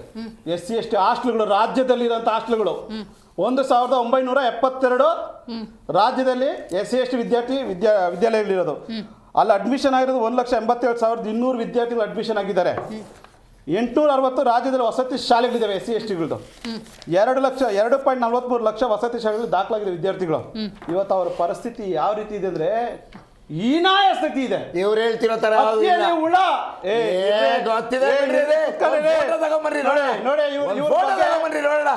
ಎಲ್ಲ ವಿಡಿಯೋಗಳು ಪೇಪರ್ ಕೊಡ್ತೀನಿ, ದಾಖಲೆ ಸಮೀಕ್ಷೆಗಳು ಕೊಡ್ತೀನಿ. ಅದಾದ್ಮೇಲೆ ಅಕ್ಕಿಯಲ್ಲಿ ಹುಳ, ಕಾರಲ್ಲಿ ಹುಳ, ಕಿತ್ತೂರಲ್ಲಿ ವಾಡಾದ ಇದೆ, ಬಹಿಷ್ಕಾರ ಮಾಡಿದ್ದಾರೆ.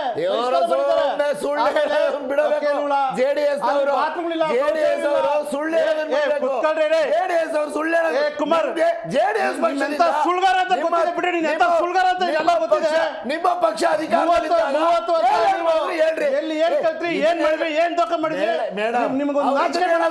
ಅವ್ರು ಇದನ್ನ ಹೇಳೋದ್ ಬೇಡ. ಕುಮಾರಸ್ವಾಮಿ ಅಧಿಕಾರ ಮಾಡಿದ್ರಿ ಅಂತ ಹೇಳ್ಬೇಕು. ಅವಾಗ ಕುಮಾರಸ್ವಾಮಿ ಅಧಿಕಾರದಲ್ಲಿದ್ದಾಗ SCPTSPಗೆ ಈ ಹಾಸ್ಟೆಲ್ಸ್ಗೆ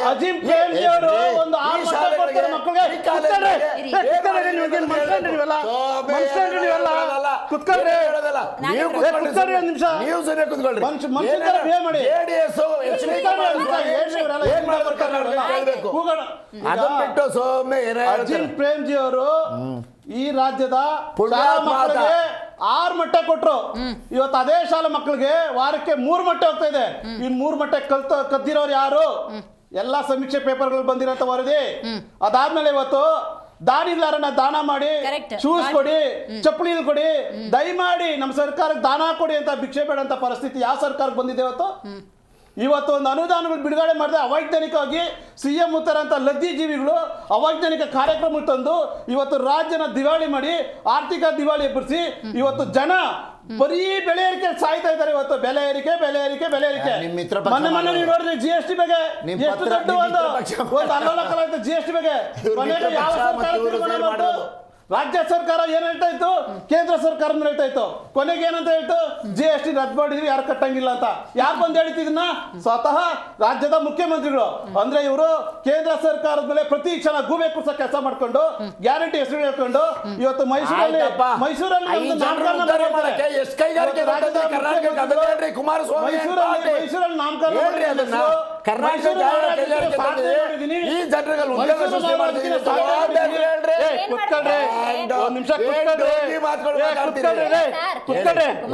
ಮಾತಾಡಕ್ ಬಿಡ್ರಿ.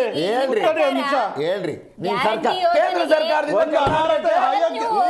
ಉದ್ಧಾರ ಮಾಡಕ್ಕೆ ಎಷ್ಟು ಕೈಗಾರಿಕೆ ತಂದ್ರಿ ಹೇಳಿ. ಈ ಕುಮಾರ್ ಅವ್ರು ಹೇಳ್ತಾ ಇದಾರೆ, ಕುಮಾರಸ್ವಾಮಿ ಅವ್ರನ್ನ ಕರ್ಸೆ ಪ್ರತಿಭಟನೆ ಮಾಡ್ಬೇಕು, ಇಲ್ಲಾಂದ್ರೆ ಅವ್ರು ಬಳಸ್ಕೊಂಡ್ಬಿಡ್ತಾರೆ. ದಿನಾ ಸ್ಟೇಟ್ಮೆಂಟ್ ಕುಮಾರಸ್ವಾಮಿ ಅವರೇ ಕೊಡ್ತಾ ಇದ್ದೀವಿ ಸರ್ಕಾರದ ಎಲ್ಲ ಒಂದು ಭ್ರಷ್ಟಾಚಾರದ ಬಗ್ಗೆ.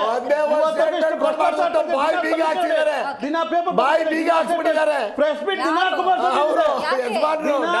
ದಿನ ದಿನ ಪ್ರೆಸ್ ಮೀಟ್ ಅಲ್ಲಿ ಕುಮಾರಸ್ವಾಮಿ ಅವರು ಈ ಭ್ರಷ್ಟಾಚಾರ ಸರ್ಕಾರ ಏನಾದ್ರೂ ಒಂದು ನೈತಿಕತೆ ಇದೆ ಸರ್ಕಾರ ಇವತ್ತು SC/ST ಹಣ ತಿಂದು ಇವತ್ತು ಆ SC/ST ಜನಾಂಗಕ್ಕೆ 160 ಕೋಟಿ ತಿನ್ಬಿಟ್ರು. ಒಳ ಮೀಸಲಾತಿ 160 ಕೋಟಿ ಕಾಂತರಾಜ್ ಅವರ ದಿನ ತಿರಸ್ಕಾರ ಮಾಡ್ಬಿಟ್ರು. ಮಣಿಕಂಠವ್ರೆ, ಗ್ಯಾರಂಟಿ ಅಂತ ಘೋಷಣೆ ಮಾಡಿಬಿಟ್ರು. ಅಫ್ಕೋರ್ಸ್ ಅದು ಬಂದ ಸಂದರ್ಭದಲ್ಲಿ ನೀವಾಗಲೇ ಉಲ್ಲೇಖ ಮಾಡಿದ್ರೆ ಕೋವಿಡ್ ಆಗಿತ್ತು, ಮತ್ತೊಂದು ಸಮಸ್ಯೆ ಆಗಿತ್ತು, ಆರ್ಥಿಕವಾಗೆಲ್ಲ ಹಿಂದುಳಿದಿತ್ತು. ಆವಾಗ ಅಫ್ಕೋರ್ಸ್ ಇಂಥ ಯೋಜನೆಗಳು ಬೇಕು, ನಾವು ಬದುಕನ್ನು ಕಟ್ಕೋಬೋದು, 3 ಹೊತ್ತು ಊಟ ಮಾಡ್ಬೋದು ಅನ್ನುವಂಥ ಆಶ್ವಾಸನೆ, ಭರವಸೆ ಅದು. ಲೇಟ್ರಾನ್ ಏನಾಗುತ್ತೆ, ಇದು 52,000 ಕೋಟಿಗೂ ಹೆಚ್ಚು ವಿನಿಯೋಗಿಸೋದ್ರಿಂದಾಗಿ ವ್ಯತ್ಯಾಸ ಅನ್ನೋದಾಗಿದ್ರೆ ಸ್ವಲ್ಪ ಯೋಚನೆ ಮಾಡಿ ಅದರಲ್ಲಿ ಒಂದೆರಡು ಕೈ ಬಿಡೋದು, ಒಂದು ಶ್ವೇತಪತ್ರ ಹೊರಡಿಸೋದು. ನೋಡೋಣ ನಮ್ಮ ಆದಾಯದ ಕ್ರೋಢೀಕರಣ ಚೆನ್ನಾಗಾಗುತ್ತೆ ಅನ್ನೋದಾದರೆ. ಹೆಂಗೂ 5 ವರ್ಷದ ಅವಧಿ ಇದೆ, ಲಾಸ್ಟ್ 2 ವರ್ಷ ಇನ್ನೆರಡನ್ನ ಆ್ಯಡ್ ಮಾಡ್ತೀವಿ, ಪ್ರತಿ ವರ್ಷ ಒಂದೊಂದೊಂದು ಥರದ್ದು. ಈ ಥರದ್ದು ಏನಾದರೂ ಪ್ಲ್ಯಾನಿಂಗ್ಸ್ ಆಗಿದ್ದಿದೆ ಮೇ ಬಿ ಯಾವುದೂ ಬರ್ಡನ್ ಆಗ್ತಿರಲಿಲ್ಲ. ಅನ್ಪ್ಲ್ಯಾನ್ಡ್ ಅನ್ನೋದು ಇದಕ್ಕೇನೆ. ಈಗ ನೋಡಿ, ಅವರು ಗ್ಯಾರಂಟಿ ಕೊಡ್ತೀವಿ ಅಂತ ಹೇಳಿರೋ ಪ್ರತಿಷ್ಠೆಗೆ ಬಿದ್ದಿರೋದ್ರಿಂದಾಗಿ ದಲಿತರ ಹಣಕ್ಕೂ ಈಗ ಕೊಡಲಿ ಬಿಟ್ಟು. ಮೇಡಮ್ ಇವರು ಅನ್ಪ್ಲ್ಯಾನ್ಡ್ ಅಂತ ಹೇಳೋದು ನಮ್ಮನ್ನ ಡೈವರ್ಟ್ ಮಾಡೋದಕ್ಕೆ ಯೂಸ್ ಮಾಡುವಂಥ ಒಂದು ಪದ. ಇವ್ರಿಗೂ ಗೊತ್ತಿದೆ, ಇವರು ಆರ್ಥಿಕ ತಜ್ಞರೆಲ್ಲ ಇಟ್ಕೊಂಡಿದ್ದಾರೆ, ಎಲ್ಲ ಆಗತ್ತೆ. ಇವ್ರಿಗೂ ಹೆಂಗೂ GST ಹಣ ಬರೋದಿಲ್ಲ. ಆ GST ಹಣ ಬಂದಿಲ್ಲ ಅನ್ನೋದನ್ನೇ ನೆಪವಾಗಿ ಇಟ್ಕೊಂಡು ನಾವು ಇದನ್ನ ಹೊತ್ತಾಕೋಣ ಅಂತೇಳಿ ಮಾಡ್ತಕ್ಕಂಥ ಪ್ಲ್ಯಾನ್ ಅಷ್ಟೇ ಇದು. ಈಗ ದೊಡ್ಡ ದೊಡ್ಡ ಕಾರ್ಪೊರೇಟ್ ಕಂಪ್ನಿಗಳು, ಉದ್ಯಮಿಗಳಿಗೆ, ದೊಡ್ಡ ದೊಡ್ಡ ಬಿಸ್ನೆಸ್ ಮ್ಯಾನ್ಗಳಿಗೆಲ್ಲ GST ದುಡ್ಡನ್ನ ವೇವ್ ಆಫ್ ಮಾಡ್ತಾರೆ. ಇವತ್ತು ನೀವು ಯಾವಕ್ಕಪ್ಪ ಈ ಇದನ್ನ ಗ್ಯಾರಂಟಿ ಯೋಜನೆ ಅನುಷ್ಠಾನ ಮಾಡೋಕ್ಕಾಗ್ತಿಲ್ಲ ಅಂತಂದ್ರೆ ಕೇಂದ್ರದಿಂದ ನನಗೆ GST ಹಣ ಬರ್ತಾ ಇಲ್ಲ ಅಂತ ಹೇಳ್ತಾರೆ. ಇಲ್ಲಿ ವೇವ್ ಆಫ್ ಮಾಡುವಾಗ ಆ ಹಣ ಅದು GST ಹಣ ಅಲ್ವಾ? ಸೊ ಇದನ್ನ ನಾವು ಜನ ಅರ್ಥ ಮಾಡ್ಕೊಬೇಕಾಗಿದೆ. ಆಮೇಲೆ GST ಅನ್ನೋ ಪದನ ಇಟ್ಕೊಂಡೇ ಇವರು ಈ ಗ್ಯಾರಂಟಿ ಅಂದ್ರೆ ದಲಿತ ಸಮುದಾಯ ಏನು ನಿಮ್ಗೇನು ಗ್ರ್ಯಾಂಟಾ? ನೀವು ತಗೊಂಡವ್ರನ್ನ ಅಲ್ಲಿ ಬಂದಿಲ್ಲ, ಹಣ ಬಂದಿಲ್ಲ ಅಥವಾ ಇನ್ನೊಂದು ಕಡೆ ಆಗಿಲ್ಲ ಅಂತಿದ ತಕ್ಷಣ ನೀವು ಅವ್ರನ್ನ ಹೆಂಗ್ ಬೇಕಾದ್ರೆ ನೀವು ಅವ್ರ ದುಡ್ಡನ್ನ ಬಳಸ್ಕೊಬೋದು, ಅವ್ರನ್ನ ಹೆಂಗ್ ಬೇಕಾದ್ರೆ ನೀವು ಯೂಸ್ ಮಾಡ್ಕೊಬೋದು, ಪ್ರಶ್ನೆ ಮಾಡಲ್ಲ ಅಂತನಾ? ಸೊ ಇದೇ ಅಂದ್ರೆ ಇವತ್ತಿಗೂ ಅವ್ರ ತಲೆಯಲ್ಲಿ ಏನು ಉಳ್ಕೊಂಡ್ಬಿಟ್ಟಿದೆ ಅಂತಂದ್ರೆ ಇನ್ನು ಅವರು ವಿದ್ಯಾವಂತರಾಗಿಲ್ಲ, ಬುದ್ಧಿವಂತರಾಗಿಲ್ಲ, ಇನ್ನು ಅವ್ರು ನಾವು ಹೆಂಗ್ ಬೇಕಾದ್ರೆ ಅವ್ರು ಯೂಸ್ ಮಾಡ್ಕೊಬೋದು, ಸುಮ್ಮನೆ ತಲೆ ಮೇಲೆ ಅವರು ನಾಯಕರುಗಳು ಯಾರು ಬರ್ತಾರೆ ಅವ್ರು ಸುಮ್ಮನೆ ಹಂಗೆ ಬಿಟ್ಬಿಟ್ರೆ ಸಾಕು ಅನ್ನೋ ಒಂದು ಕಾನ್ಸೆಪ್ಟ್ ಅಲ್ಲೇ ಇನ್ನೂ ಇದ್ದಾರೆ ಇವರು. ಸೊ ಇದರಿಂದ ಅವರು ಹೊರಗೆ ಬರ್ಬೇಕು. ಏನಾಗುತ್ತೆ ಹಂಗಂದ್ರೆ ಈಗ August 5th ಒಂದು ಮೀಟಿಂಗ್ ಇದೆ. ಇಫ್ ಈ ಸತಿ ಕೂಡ 10, 11, 15 ಸಾವಿರ ಕೋಟಿ ಇದೇ ದಲಿತ ಸಮುದಾಯಕ್ಕೆ ಅಂತ ಇಟ್ಟಿರುವಂತಹ ಹಣವನ್ನ ಗ್ಯಾರಂಟಿ ಯೋಜನೆಗೆ ಬಳಸ್ತಾರೆ ಅಂದ್ರೆ ಏನಾಗ್ಬೋದು? ಅದೇ ಈಗಾಗಲೇ ಏನೋ ಸ್ವಲ್ಪ ನಮ್ಮ ಹತ್ರ ಉಳ್ಕೊಂಡಿದೆ, ಆ ದುಡ್ಡು ಯೂಸ್ ಮಾಡ್ತೀವಿ ಅದೆಲ್ಲ ಹೇಳ್ತಿದ್ದಾರೆ. ನಿಜವಾಗ್ಲೂ ನಮ್ಮ ನಾಯಕರುಗಳಿಗೆ ನಮ್ಮ ಸಮುದಾಯದ ಬಗ್ಗೆ ಬದ್ಧತೆ ಅನ್ನೋದು ಏನಾದ್ರು ಇತ್ತು ಅಂತಂದ್ರೆ ಅವ್ರು ಹೋಗ್ಬಿಟ್ಟು ದೊಡ್ಡ ಮಟ್ಟದಲ್ಲಿ ಪ್ರೊಟೆಸ್ಟ್ ಮಾಡಬೇಕು, ಹೋರಾಟ ಮಾಡಬೇಕು. ಇದು ಮುಂದಕ್ಕೆ ನಡೆದೇ ಇದ್ದಂಗೆ ಮತ್ತೆ ಈಗೇನು ಉಳ್ಕೊಂಡಿದೆ ಸೋಕಾಲ್ಡ್ ದಲಿತ ನಾಯಕರು ಅಂತಿದಾರಪ್ಪ ಇದಾರೆ ಮೇಡಮ್. ಅದೇ ಹೇಳದ್ನಲ್ಲ, ಒಬ್ರಿಗೆ MLA, ಒಬ್ರಿಗೆ MP, ಒಬ್ರಿಗೆ MLC ಅಂತ ಕೊಟ್ಬಿಟ್ರು ಅಂತಂದ್ರೆ ನೀನು ಇದನ್ನ ಉಳಿಸ್ಕೊತೀಯೋ ಇಲ್ಲ ಅವ್ರು ಹಿಂಗೆ ಬೇರೆ ಬೇರೆ ಸಂಸ್ಥೆಗಳನ್ನ ED ಸಂಸ್ಥೆ ಮತ್ತೊಂದು ಸಂಸ್ಥೆ ಎಲ್ಲ ಹೆಂಗ್ ಬಳಕೆ ಮಾಡ್ಕೊಳ್ತಿದಾರೋ ಆ ಹಸ್ತ್ರ ನಾವು ಬಳಸೋದು ಅಂತ ಹೇಳಿ ಪ್ರತಿಪಕ್ಷದಲ್ಲೂ ಒಂದಷ್ಟು ದಲಿತ ನಾಯಕರು ಅಂತಿದ್ದಾರೆ. ಧ್ವನಿ ಎತ್ತಬಹುದಲ್ಲ, ಇದು ಅನ್ಯಾಯ, ಇದು ಸರಿಯಾಗಬಾರ್ದು, ಈ ಥರದ್ದು ಆಗಬಾರ್ದು, ಸರಿಯಾದ ರೀತಿಯಲ್ಲಿ ನಡ್ಕೊಳ್ಳಿ ಅಂತ ಹೇಳ್ಬೋದಲ್ಲ ಮೇಡಮ್? ಅದು ಹೇಳಬೇಕು ಅಂತಿದ್ರೆ ಯಾವಾಗ ಕೆನೆಪದರವನ್ನು ಅವರು ಪರಿಚಯ ಮಾಡಿದ್ರು ಆವಾಗಲೇ ಹೇಳ್ಬೋದು. ಒಂದ್ಸತಿ ಆ ಕ್ರಿಮಿ ಲೇಯರ್ ಇದರಲ್ಲಿ ಏನಿದೆ ಅದ್ರ ಮೂಲ ಆಶಯ ಏನಿದೆ, ನೀವು ಯಾವಾಗಾದ್ರೂ ಒಂದ್ಸತಿ ಪಡ್ಕೊಂಡ್ರಿ ಅಂತಂದ್ರೆ ರಾಜಕೀಯವಾಗೋ ಅಥವಾ ಎಂಪ್ಲಾಯ್ಮೆಂಟ್ ಮೇಲೋ ಎಲ್ಲ ಒಂದ್ಸತಿ ನೀವು ಪಡ್ಕೊಂಡ್ರಿ ಅಂತಂದ್ರೆ ಬೇರೆಯವ್ರಿಗೆ ಬಿಟ್ಕೊಡ್ಬೇಕು ಅಂತಿದೆ. ಇವ್ರ ಸಮುದಾಯಗಳಲ್ಲಿ ಇವ್ರ ಮಕ್ಕಳುಗಳು ಎಷ್ಟೆಷ್ಟು ಜನ ಪಡ್ಕೊಂಡಿರಲ್ಲ, ಇವ್ರ ರಿಲೇಷನ್ಸ್ಗಳು ಯಾವ್ಯಾವ ಖಾತೆಗಳನ್ನ ಪಡ್ಕೊಂಡಿರಲ್ಲ. ಎಷ್ಟು ಜನ IAS ಪಡ್ಕೊಂಡಿದ್ದಾರೆ, ಎಷ್ಟು ಜನ IPS ಪಡ್ಕೊಂಡಿದ್ದಾರೆ, ಎಷ್ಟು ಜನ ಕಾನೂನಾತ್ಮಕವಾಗಿ ಬಂತು ಅಂತಂದ್ರೆ ನಿಮ್ಗೆ ಬೀಳುತ್ತೆ ಅಂತೇಳಿ ಇಂಟರ್ನಲ್ಲಿ ಅವ್ರ ಬೆದರಿಕೆ, ಅವ್ರನ್ನ ಉಳಿಸ್ಕೋಬೇಕು ಅನ್ನೋ ಒಂದು ಕಾರಣಕ್ಕಾಗಿ ಸಮುದಾಯವನ್ನ ತಬ್ಲಿ ಮಾಡಿದ್ದಾರೆ. Got it right. BJP ವಕ್ತಾರರು ಏನು ಹೇಳ್ತಾರೆ ಕೇಳೋಣ ಸರ್. ಈಗ ಕಾಂಗ್ರೆಸ್ ವಕ್ತಾರರು ಮಾತಾಡ್ತಾ ಇದ್ರು, ವೆಂಕಟೇಶ್ವರ ನೀವು ಗಮನಿಸಿದ್ರಿ, ಬರೋ ದುಡ್ಡು ಸರಿಯಾದ ರೀತಿಯಲ್ಲಿ ಬಂದಿದ್ರೆ GST ರಿಟರ್ನ್ಸ್ ಅನ್ನೋದು ಬಂದಿದ್ರೆ ಈ ತರದ ಪರದಾಟ ಯಾಕೆ ಅಂತ. ರಾಯಚೂರ್ನ ಒಂದು ಹಾಸ್ಟೆಲ್ ನಿಮ್ ಸ್ನೇಹಿತರು ವಿಚಾರ ಮಾಡ್ದಂಗೆ ಸರ್ಕಾರದಿಂದ ನಮಗೆ ದುಡ್ಡು ಬಂದಿಲ್ಲ. ಇಲ್ಲ ನಿಮ್ದು ಆಡಿಯೋ ಸ್ವಲ್ಪ ಬ್ರೇಕ್ ಆಗ್ತಾ ಇದೆ. ಇದನ್ನ ಕೇಳ್ಕೊಳ್ಳಿ ನೀವು, ಇದು ಬಹಳ ನೀವು ಮಾತಾಡ್ತಾ ಇದ್ರಿ, ನಾನು ಮಾತಾಡೋದು ಫಸ್ಟ್ ಕೇಳ್ಕೊಂಡು ಮಾತಾಡಿ. ವೆಂಕಟೇಶ್ ಅವರೇ, ನಮ್ಮ ಮಕ್ಕಳು ಏನು 250 ಜನ ನಿಮ್ದು ಆಡಿಯೋ ಬ್ರೇಕ್ ಆಗ್ತಾ ಇದೆ. ನಮಗೆ ಈಗ ಏನು ರಾಯಚೂರ್ ಕೇಳಿಸ್ತಾ ಇದೆಯಾ ಮೇಡಮ್? ಈಗ ಕೇಳ್ತಾ ಇದೆ, ಕಂಟಿನ್ಯೂ ಮಾಡಿ. ಹಲೋ ಕಂಟಿನ್ಯೂ ಮಾಡಿ. ಇವತ್ತು ನಡೆದಂತ ಒಂದು ಅಮಾನವೀಯದಂತ ಇಡೀ ರಾಜ್ಯವೇ ತಲೆತಗ್ಸುವಂತ ಒಂದು ಏನ್ ಘಟನೆ ಅಂತಂದ್ರೆ, ಇವತ್ತು ರಾಯಚೂರಿನಲ್ಲಿ ಇದ್ದಂತ ಹಾಸ್ಟೆಲ್ ಇದ್ದಂತ 250 ಮಕ್ಕಳಿಗೆ ನಾವು ನಿಮ್ಗೆ ಊಟ ಕೊಡಕ್ ಆಗೋದಿಲ್ಲ, ಹೋಗಿ ಕಾರಣ ಏನು ಅಂತಂದ್ರೆ ಸರ್ಕಾರದಿಂದ ನಮ್ಗೆ ಬರ್ಬೇಕಾದಂತ ಟೆಂಡರ್ ಅಮೌಂಟ್ ಬಂದಿಲ್ಲ ಅಂತ ಹೇಳಿ ಹೊರಗಡೆ ಕಳಿಸಿರ್ತಕ್ಕಂತ ಒಂದು ಇದು ಈ ರಾಜ್ಯದ ಒಂದು ಜನರಿಗೆ ಮತ್ತೆ ಈ ರಾಜ್ಯದ ಆಡಳಿತ ನಡೆಸ್ತಕ್ಕಂಥವ್ರು ಹಿಡಿದಂತ ಒಂದು ಕೈಗನ್ನಡಿ. ನೀವು ಯಾವ್ದೇ ಇವತ್ತು ಹಾಸ್ಟೆಲ್ಗಳಿಗೆ ಹೋಗಿ ಅಲ್ಲಿ ಊಟ ತಿಂಡಿ ಕೊಡ್ತಕ್ಕಂಥ ತುಂಬಾ ಕಳಪೆ ಆಗಿಬಿಟ್ಟಿರ್ತದೆ, ಹುಳ ಉಪ್ಪಟ್ಟಿಂದ ಕೂಡಿರ್ತದೆ.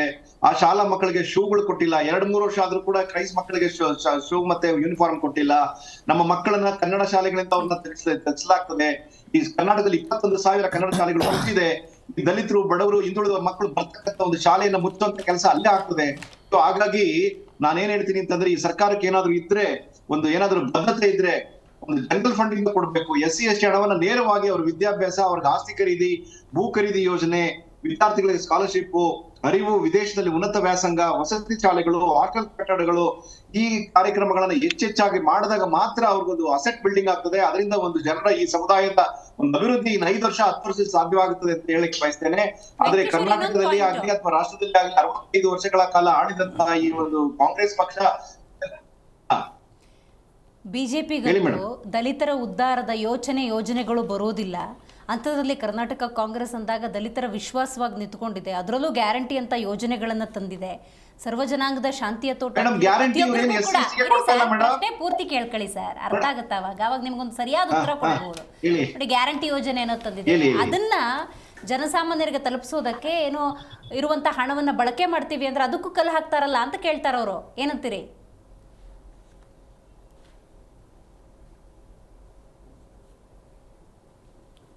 ಕೇಳಿಸ್ತಾ ಪ್ರಶ್ನೆ? ಕೇಳಿಸಿಲ್ಲ ಮೇಡಮ್, ಸರ್ ರಿಪೀಟ್ ಮಾಡಿದ್ದೆ ಮಾಡಿ. ನೋಡಿ, ಬಿಜೆಪಿಗೆ ದಲಿತರ ಉದ್ಧಾರದ ಯಾವ ಯೋಜನೆಯೂ ಬರೋದಿಲ್ಲ. ಅಂತರಲ್ಲಿ ಕಾಂಗ್ರೆಸ್ ಆ ದಲಿತರ ಉದ್ಧಾರಕ್ಕಾಗಿ ಹಲವಾರು ಯೋಜನೆಗಳಿಂದ ಈ ಹಿಂದಿನಿಂದನೂ ತಂದ್ಕೊ ಬಂದಿದ್ದೀವಿ. ನಾವು ಹೇಳಿದ್ದು ಸರ್ವಜನಾಂಗದ ಶಾಂತಿಯ ತೋಟ ಅಂತೆಯೇ ಗ್ಯಾರಂಟಿ ಯೋಜನೆಯನ್ನು ತಂದಿದ್ದೀವಿ. ಹಣದ ಕ್ರೋಢೀಕರಣಕ್ಕೆ ಈ ರೀತಿ ಪರ್ಯಾಯ ಯೋಜನೆಗಳನ್ನ ಮಾಡಿದಾಗ ಅದಕ್ಕೂ ನೀವು ಆಕ್ಷೇಪ ವ್ಯಕ್ತಪಡಿಸ್ತಿರಲ್ಲ, ಹೆಂಗೆ ಅಂತ ಕೇಳ್ತಿದ್ದಾರೆ. ನೋಡಿ, ಕಾಂಗ್ರೆಸ್ ಬಿಜೆಪಿ ಸರ್ಕಾರ ಆಡಳಿತದ ಸಂದರ್ಭದಲ್ಲಿ 55,000 ಕೋಟಿಗೆ ಹೆಚ್ಚು ಹಣವನ್ನ ಈ SCPTS ಬಡಿಲಿ ಖರ್ಚು ಮಾಡಲಾಗಿದೆ. ರಾಜ್ಯದಲ್ಲಿ ಇವ್ರು ಏನ್ 200 ಯೂನಿಟ್ ಕೊಡ್ತೀವಿ ಅಂತ ಹೇಳ್ತಿದ್ದಾರೆ. 200 ಯೂನಿಟ್ ಅಲ್ಲಿ 75 ಯೂನಿಟ್ ಬೊಮ್ಮಾಯಿ ಅವರು, ಬಸವರಾಜ ಬೊಮ್ಮಾಯಿ ಅವರು ಮುಖ್ಯಮಂತ್ರಿಗಳಾಗಿದ್ದ ಸಂದರ್ಭದಲ್ಲಿ ಫ್ರೀ ಆಗಿ ಕೊಡುವಂತದ್ದಿತ್ತು. ಅದಕ್ಕೆ ಇನ್ನೊಂದು 125 ಸೇರಿಸಿ ಅವರು ಫ್ರೀ ಆಗಿ ಕೊಡ್ತೀವಿ ಅಂತ ಟಾಂಟ ಮಾಡಿದ್ದಾರೆ. ಆಮೇಲೆ 3 ವರ್ಷದಲ್ಲಿ 78,000 ಕೋಟಿಯನ್ನು ಅಭಿವೃದ್ಧಿಗೆ ಕೊಡಲಾಗಿದೆ. ಆಮೇಲೆ ಭೂ ಒಡೆತನದ ಯೋಜನೆ ಬಹಳ ಇದು. ಒಬ್ಬ ದಲಿತನಾಗ್ಲಿ ಯಾವುದೇ ವ್ಯಕ್ತಿಗೆ ಸ್ವಾಭಿಮಾನ ಇರ್ಬೇಕು, ಅವನೊಂದು ತುಂಡು ಭೂಮಿ ಇರಬೇಕು. ಭೂ ಒಡೆತನ ನೀಡಿ 317 ಕೋಟಿ ವೆಚ್ಚದಲ್ಲಿ 2,534 ಭೂ ರೈತರಿಗೆ ಭೂಮಿಯನ್ನ ಖರೀದಿ ಮಾಡ್ಲಿಕ್ಕೆ ಕೊಡಲಾಗಿದೆ. ಇವತ್ತೇನಾದ್ರೂ ಹೇಳಿ, ಕುಮಾರ್ ಅವ್ರು ಹೇಳಿ, 1 ಎಕರೆ ಎಲ್ಲಾದ್ರೂ ಇಡೀ ರಾಜ್ಯದಲ್ಲಿ ಕೊಡ್ತೇನೆ, ನಾನು ಅವರಿಗೆ ಒಂದು ಚಾಲೆಂಜ್ ಸ್ವೀಕಾರ ಮಾಡ್ತೀನಿ. ಆ ಸಮಿತಿಯ ಆಮೇಲೆ ಅಂಕಿಅಂಶಗಳು ಕುಮಾರ್ ಹೇಳ್ತೀನಿ. ಆಗಸ್ಟ್ 5ನೇ ತಾರೀಕು ಮೀಟಿಂಗ್ ಅಲ್ಲಿ ದಲಿತರ ಹಣ ಗ್ಯಾರಂಟಿಗೆ ಬಳಕೆ ಆಗತ್ತೆ ಅಂದ್ರೆ ನಿಮ್ ಸ್ಟ್ಯಾಂಡ್ ಏನ್ ಹಂಗಾದ್ರೆ? ನೋಡಿ, ನಾವು ಇಡೀ ಭಾರತೀಯ ಜನತಾ ಪಕ್ಷದ ಜೊತೆಗೆ ಇಡೀ ರಾಜ್ಯದಲ್ಲಿ ಇರ್ತಕ್ಕಂತ ಎಲ್ಲ ದಲಿತ ಸಂಘಟನೆಗಳು, ಸದಸ್ಯ ಮುಖಂಡರು ಕೂಡ ಇದನ್ನ ಅಪೋಸ್ ಮಾಡ್ತಿದ್ದಾರೆ. ಇದನ್ನ ಒಕ್ಕೊರಲಿಂದಾಗಿ ನಾವು ಒಂದು ದೊಡ್ಡ ಹೋರಾಟವನ್ನ ಮಾಡಿ ಈ ಒಂದು ಕಾಂಗ್ರೆಸ್ ಸರ್ಕಾರಕ್ಕೆ ಸರಿಯಾದ ಒಂದು ಮಾರ್ಗದರ್ಶನ ಹೇಳುವಂತ ಕೆಲಸ ನಾವು ಮಾಡ್ತೇವೆ. ಅಷ್ಟೇ ಅಲ್ಲ, ಇದು ನಾವು ಶಾಸನ ಸಭೆಯಲ್ಲಿ ಕೂಡ ಮುಂದೆ 11ನೇ ತಾರೀಕು ಬರ್ತಕ್ಕಂತ ಶಾಸನ ಸಭೆಯಲ್ಲಿ ಕೂಡ ಪ್ರಶ್ನೆ ಮಾಡಿ ಈ ರಾಜ್ಯದ ಏನು 1 ಕೋಟಿ ಜನಸಂಖ್ಯೆ SC/ST ಇದ್ದಾರೆ ಅವರ ಹಿತವನ್ನ ಕಾಪಾಡಲಿಕ್ಕೆ ನಮ್ಮ ಪಕ್ಷದ ರಾಜ್ಯಾಧ್ಯಕ್ಷರಾದ ವಿಜೇಂದ್ರರು ಮತ್ತು ಪ್ರತಿಪಕ್ಷ ನಾಯಕರ ನೇತೃತ್ವದಲ್ಲಿ ನಾವು ದೊಡ್ಡ ಹೋರಾಟವನ್ನ 2 ವರ್ಷ ಮಾಡಿದ್ವಿ, ಕೂಡ ಮಾಡ್ತೀವಿ ಮೇಡಮ್. ಮುಂದೆ ಕೂಡ ಮಾಡ್ತೀವಿ. ಯಾವತ್ತೂ ಕೂಡ ಈ ಬಿಜೆಪಿ ಪಕ್ಷ ಈ ಒಂದು SC/ST ಗಳ ಪರವಾಗಿದೆ. ಅವರ ಹಕ್ಕನ್ನ ಉಳಿಸಲಿಕ್ಕೆ ಏನಂತ ಹೋರಾಟ ಮಾಡ್ಲಿಕ್ಕೆ ನಾವು ರೆಡಿ ಇದ್ದೀವಿ ಮೇಡಮ್. ಓಕೆ, ಮಣಿಕಂಠ ಅವರೇ, ನಿಮ್ಮ ಲಾಸ್ಟ್ ರಿಯಾಕ್ಷನ್ ಏನು? ಆಗಸ್ಟ್ 5 ಬಳಕೆ ಮಾಡ್ತಾರೆ ಅಂದ್ರೆ ಏನ್ ಸ್ಟ್ಯಾಂಡ್ ನಿಮ್ದು? ಅವರು ನಿಜವಾಗ್ಲೂ GSTನೇ ದಲಿತರ SCPTSP ದುಡ್ಡು ಕೈಗಾಕೋದಕ್ಕೆ ಕಾರಣ ಅನ್ನೋದಾದ್ರೆ ಮೊದಲು ಆ ಯೋಚನೆ ಬಿಡಬೇಕು. ಅವ್ರಿಗೆ ಕಾನೂನಾತ್ಮಕವಾಗಿ ಕೋರ್ಟ್ ಮೊರೆ ಹೋಗಿ ಅಲ್ಲಿಂದ ಅವ್ರು ನ್ಯಾಯ ಪಡ್ಕೋಬೇಕು ಅನ್ನೋದು. ರೈಟ್. ನಾಗೇಂದ್ರ ಅವರೇ, ನೋಡಿ, ಇವತ್ತು ಈ ರಾಜ್ಯದಲ್ಲಿ ದಿವಾಳಿ ಎದ್ದೋಗಿದೆ. ತೆಲಂಗಾಣದ ಪರಿಸ್ಥಿತಿನ ಇದೇ ರೇವಂತ್ ರೆಡ್ಡಿ ಫುಲ್ ಫ್ಲೆಡ್ಜ್ ಕೊಟ್ಟಿರೋ ಸರ್ಕಾರ, ಕಾಂಗ್ರೆಸ್ ಸರ್ಕಾರನೇ ಇರೋದಲ್ಲಿ ಅಂಗೈ ಹುಣ್ಣಿಗೆ, ಅಂಗೈ ಸಾಕ್ಷಿಗೆ, ಅಂಗೈ ಹುಣ್ಣಿಗೆ ಕನ್ನಡಿ ಬೇಕನ್ನೋ ಒಂದು ಪ್ರಶ್ನೆ ಆಗ್ತಾ ಇದೆ. ಇವತ್ತು ಅಲ್ಲಿ ದಿವಾಳಿ ಆಗಿರೋ ಪರಿಸ್ಥಿತಿ ನೋಡ್ತಾ ಇದ್ರೆ ಬ್ಯಾಂಕ್ಗಳಿಗೆ ಸಾಲ ಕೊಡ್ತಾ ಇಲ್ಲ. ಯಾರಿಗೆ? ರೇವಂತ್ ರೆಡ್ಡಿ ಅವರಿಗೆ, CMಗೆ, ತೆಲಂಗಾಣ ಮುಖ್ಯಮಂತ್ರಿಗೆ. ಮತ್ತೆ ಹೈಕಮಾಂಡ್ಗಳು ಇವ್ರಿಗೆ ಅಲ್ಲಿ ಬಾಗ್ಲೆ ತೆಗಿತಾ ಇಲ್ಲ. ಇವತ್ತು ಕಳ್ಳರ ತರ ನೋಡ್ತಾರೆ ಅಂತ ಹೇಳ್ಬಿಟ್ಟು ಪ್ರತಿ ಪತ್ರಿಕೆಗಳಲ್ಲಿ ತೆಲಂಗಾಣ CM ಹೇಳ್ತಾರೆ. ಇವತ್ತು ನಮ್ಮ ಸ್ಟ್ಯಾಂಡ್ ಅಂದ್ರೆ ರಾಜ್ಯ ಸರ್ಕಾರ ಅಂದ್ರೆ ದಿವಾಳಿ ಆಗಿಲ್ಲ. ಇವತ್ತು ನಮಗೆ 3 ಲಕ್ಷ ಕೋಟಿ ಆದಾಯ ಇದೆ. ವರ್ಷ ಸಾಲಗಳು ತರ್ತಾ ಇದ್ದೇವೆ. ಇವತ್ತು ಒಂದರಿಂದ ಹಾಲಿಂದ ಹಿಡಿದು ನೀರಿಂದ ಹಿಡಿದು ಪ್ರತಿಯೊಂದು ಮೇಲೆ ತೆರಿಗೆ ಹಾಕಿ ಸಾವಿರಾರು ಕೋಟಿ ತೆರಿಗೆ ತಂದಿದ್ದಾರೆ.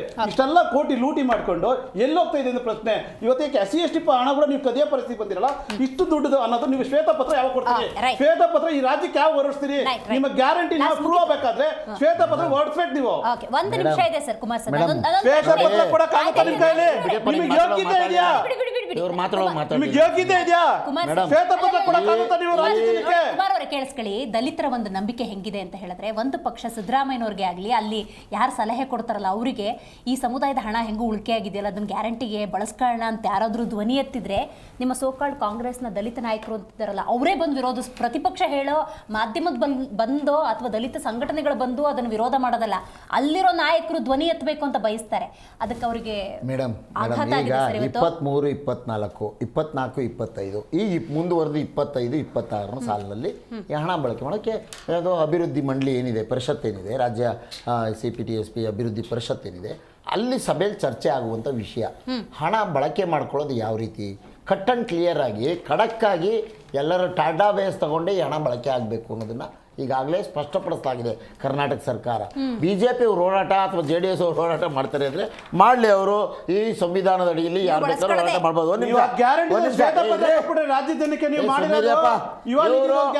ಈ ಎರಡು ಸರ್ಕಾರಗಳು ಆ ಸಮುದಾಯಕ್ಕೆ ಈ ಎರಡು ಸರ್ಕಾರಗಳು BJP ಒಂದು ನಿಮಿಷ ಇರಿಯಪ್ಪ, ಬಜೆಟ್ ಅಲ್ಲ ಹೇಳಿದ್ವಿ ಬಿಡಿ, JDS BJP ಅವರು ಕೇಂದ್ರದಲ್ಲಿ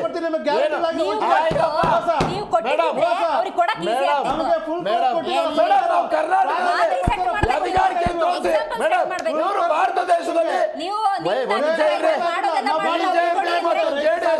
ಚಾಲೆಂಜ್, ಭಾರತ ದೇಶದಲ್ಲಿ ಮೋದಿ ಅವರು ಇವರು ಡ್ಯಾಡಿ ಯೋಜನೆಯಿಂದ ಪ್ರದರ್ಶನ ಆಯ್ತಾ ಮೇಡಮ್. ಈ ಸಮುದಾಯಕ್ಕೆ JDS ಮತ್ತು BJP ಕಾರ್ಯಕ್ರಮಗಳು ಕೊಟ್ಟಿದ್ದೀವಿ ಅಂತ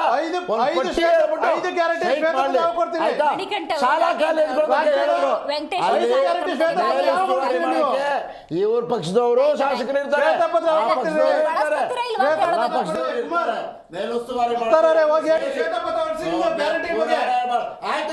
SC, ST, TSP ಹಣವನ್ನ ಗ್ಯಾರಂಟಿ ಯೋಜನೆಗಳಿಗೆ ಬಳಕೆ ಮಾಡಿಕೊಳ್ಳೋದಕ್ಕೆ ಕರ್ನಾಟಕ ಕಾಂಗ್ರೆಸ್ ಚಿಂತನೆಯನ್ನ ನಡೆಸಿದೆ. ನಾನು ಹೇಳೋದು ಒಂದೇ, ದಲಿತ ಸಮುದಾಯಗಳ ಉದ್ಧಾರಕ್ಕೆ, ಅಭಿವೃದ್ಧಿಗೆ, ದಲಿತ ಸಮುದಾಯಗಳ ಉದ್ಧಾರಕ್ಕೆ, ಅಭಿವೃದ್ಧಿಗಾಗಿ ವಿನಿಯೋಗಿಸಿರುವಂಥ ಹಣ ಅದು ಅದಕ್ಕೆ ಬಳಕೆ ಆಗಬೇಕು. ನೀವು ಅಲ್ಲಿ ಉಳಿಕೆ ಆಗಿದೆ ಅಂತ ಇಲ್ಲಿ ತಗೊಬಂದು ಹಾಕೋದಲ್ಲ. ಯಾಕಂತ ಹೇಳಿದ್ರೆ ಪ್ರತಿಪಕ್ಷಗಳು, ದಲಿತ ಸಂಘಟನೆಗಳು ಹೇಳಿ ಅರ್ಥ ಮಾಡ್ಕೊಳ್ಳೋದಲ್ಲ. 60-65 ವರ್ಷ ಆಡಳಿತ ನಡೆಸಿದ್ದೀರಿ, ಅಷ್ಟು ಆಡಳಿತ ನಡೆಸಿದ್ರು ದಲಿತರ ಉದ್ಧಾರ ಅನ್ನೋದಾಗಿಲ್ಲ ಅಂದರೆ, ಈಗ ನೀವು ಅದರ ಹಣವನ್ನು ಬಳಕೆ ಮಾಡ್ಕೊಂಡು ಅದು ಯಾವ ಗ್ಯಾರಂಟಿಯನ್ನು ಅದು ಹೆಂಗೆ ಸದ್ಬಳಕೆ ಮಾಡೋದಕ್ಕೆ ಸಾಧ್ಯ? ಬೇಡ, ಅಂಥ ಪ್ರಯತ್ನಗಳು ಬೇಡ. ದೊಡ್ಡ ಮಟ್ಟದ ನೀವು ವಿರೋಧವನ್ನು ಎದುರಿಸಬೇಕಾಗತ್ತೆ. ಹಾಗಾಗಿ ಆದಾಯದ ಕ್ರೋಢೀಕರಣಕ್ಕೆ ಪರ್ಯಾಯ ಮಾರ್ಗಗಳನ್ನು ಅನುಸರಿಸಿ, ಬರಬೇಕಾಗಿರುವಂಥ ತೆರಿಗೆ ವಾಪಸ್ ಇದೆಯಲ್ಲ ಅದನ್ನು ತಂದುಕೊಳ್ಳಿ. ಆದರೆ ಈ ದಲಿತರ ಹೊಟ್ಟೆಗೆ ಹೊಡೆಯುವಂಥ ಕೆಲಸ ಬೇಡ ಅಂತ ಹೇಳ್ತಾ ಇವತ್ತಿನ ಕಾರ್ಯಕ್ರಮವನ್ನು ಮುಗಿಸೋಣ. ನೋಡ್ತಾ ಇರಿ ಜಿ ಕನ್ನಡ ನ್ಯೂಸ್, ಸತ್ಯವೇ ಸುದ್ದಿಯ ಜೀವಾಳ.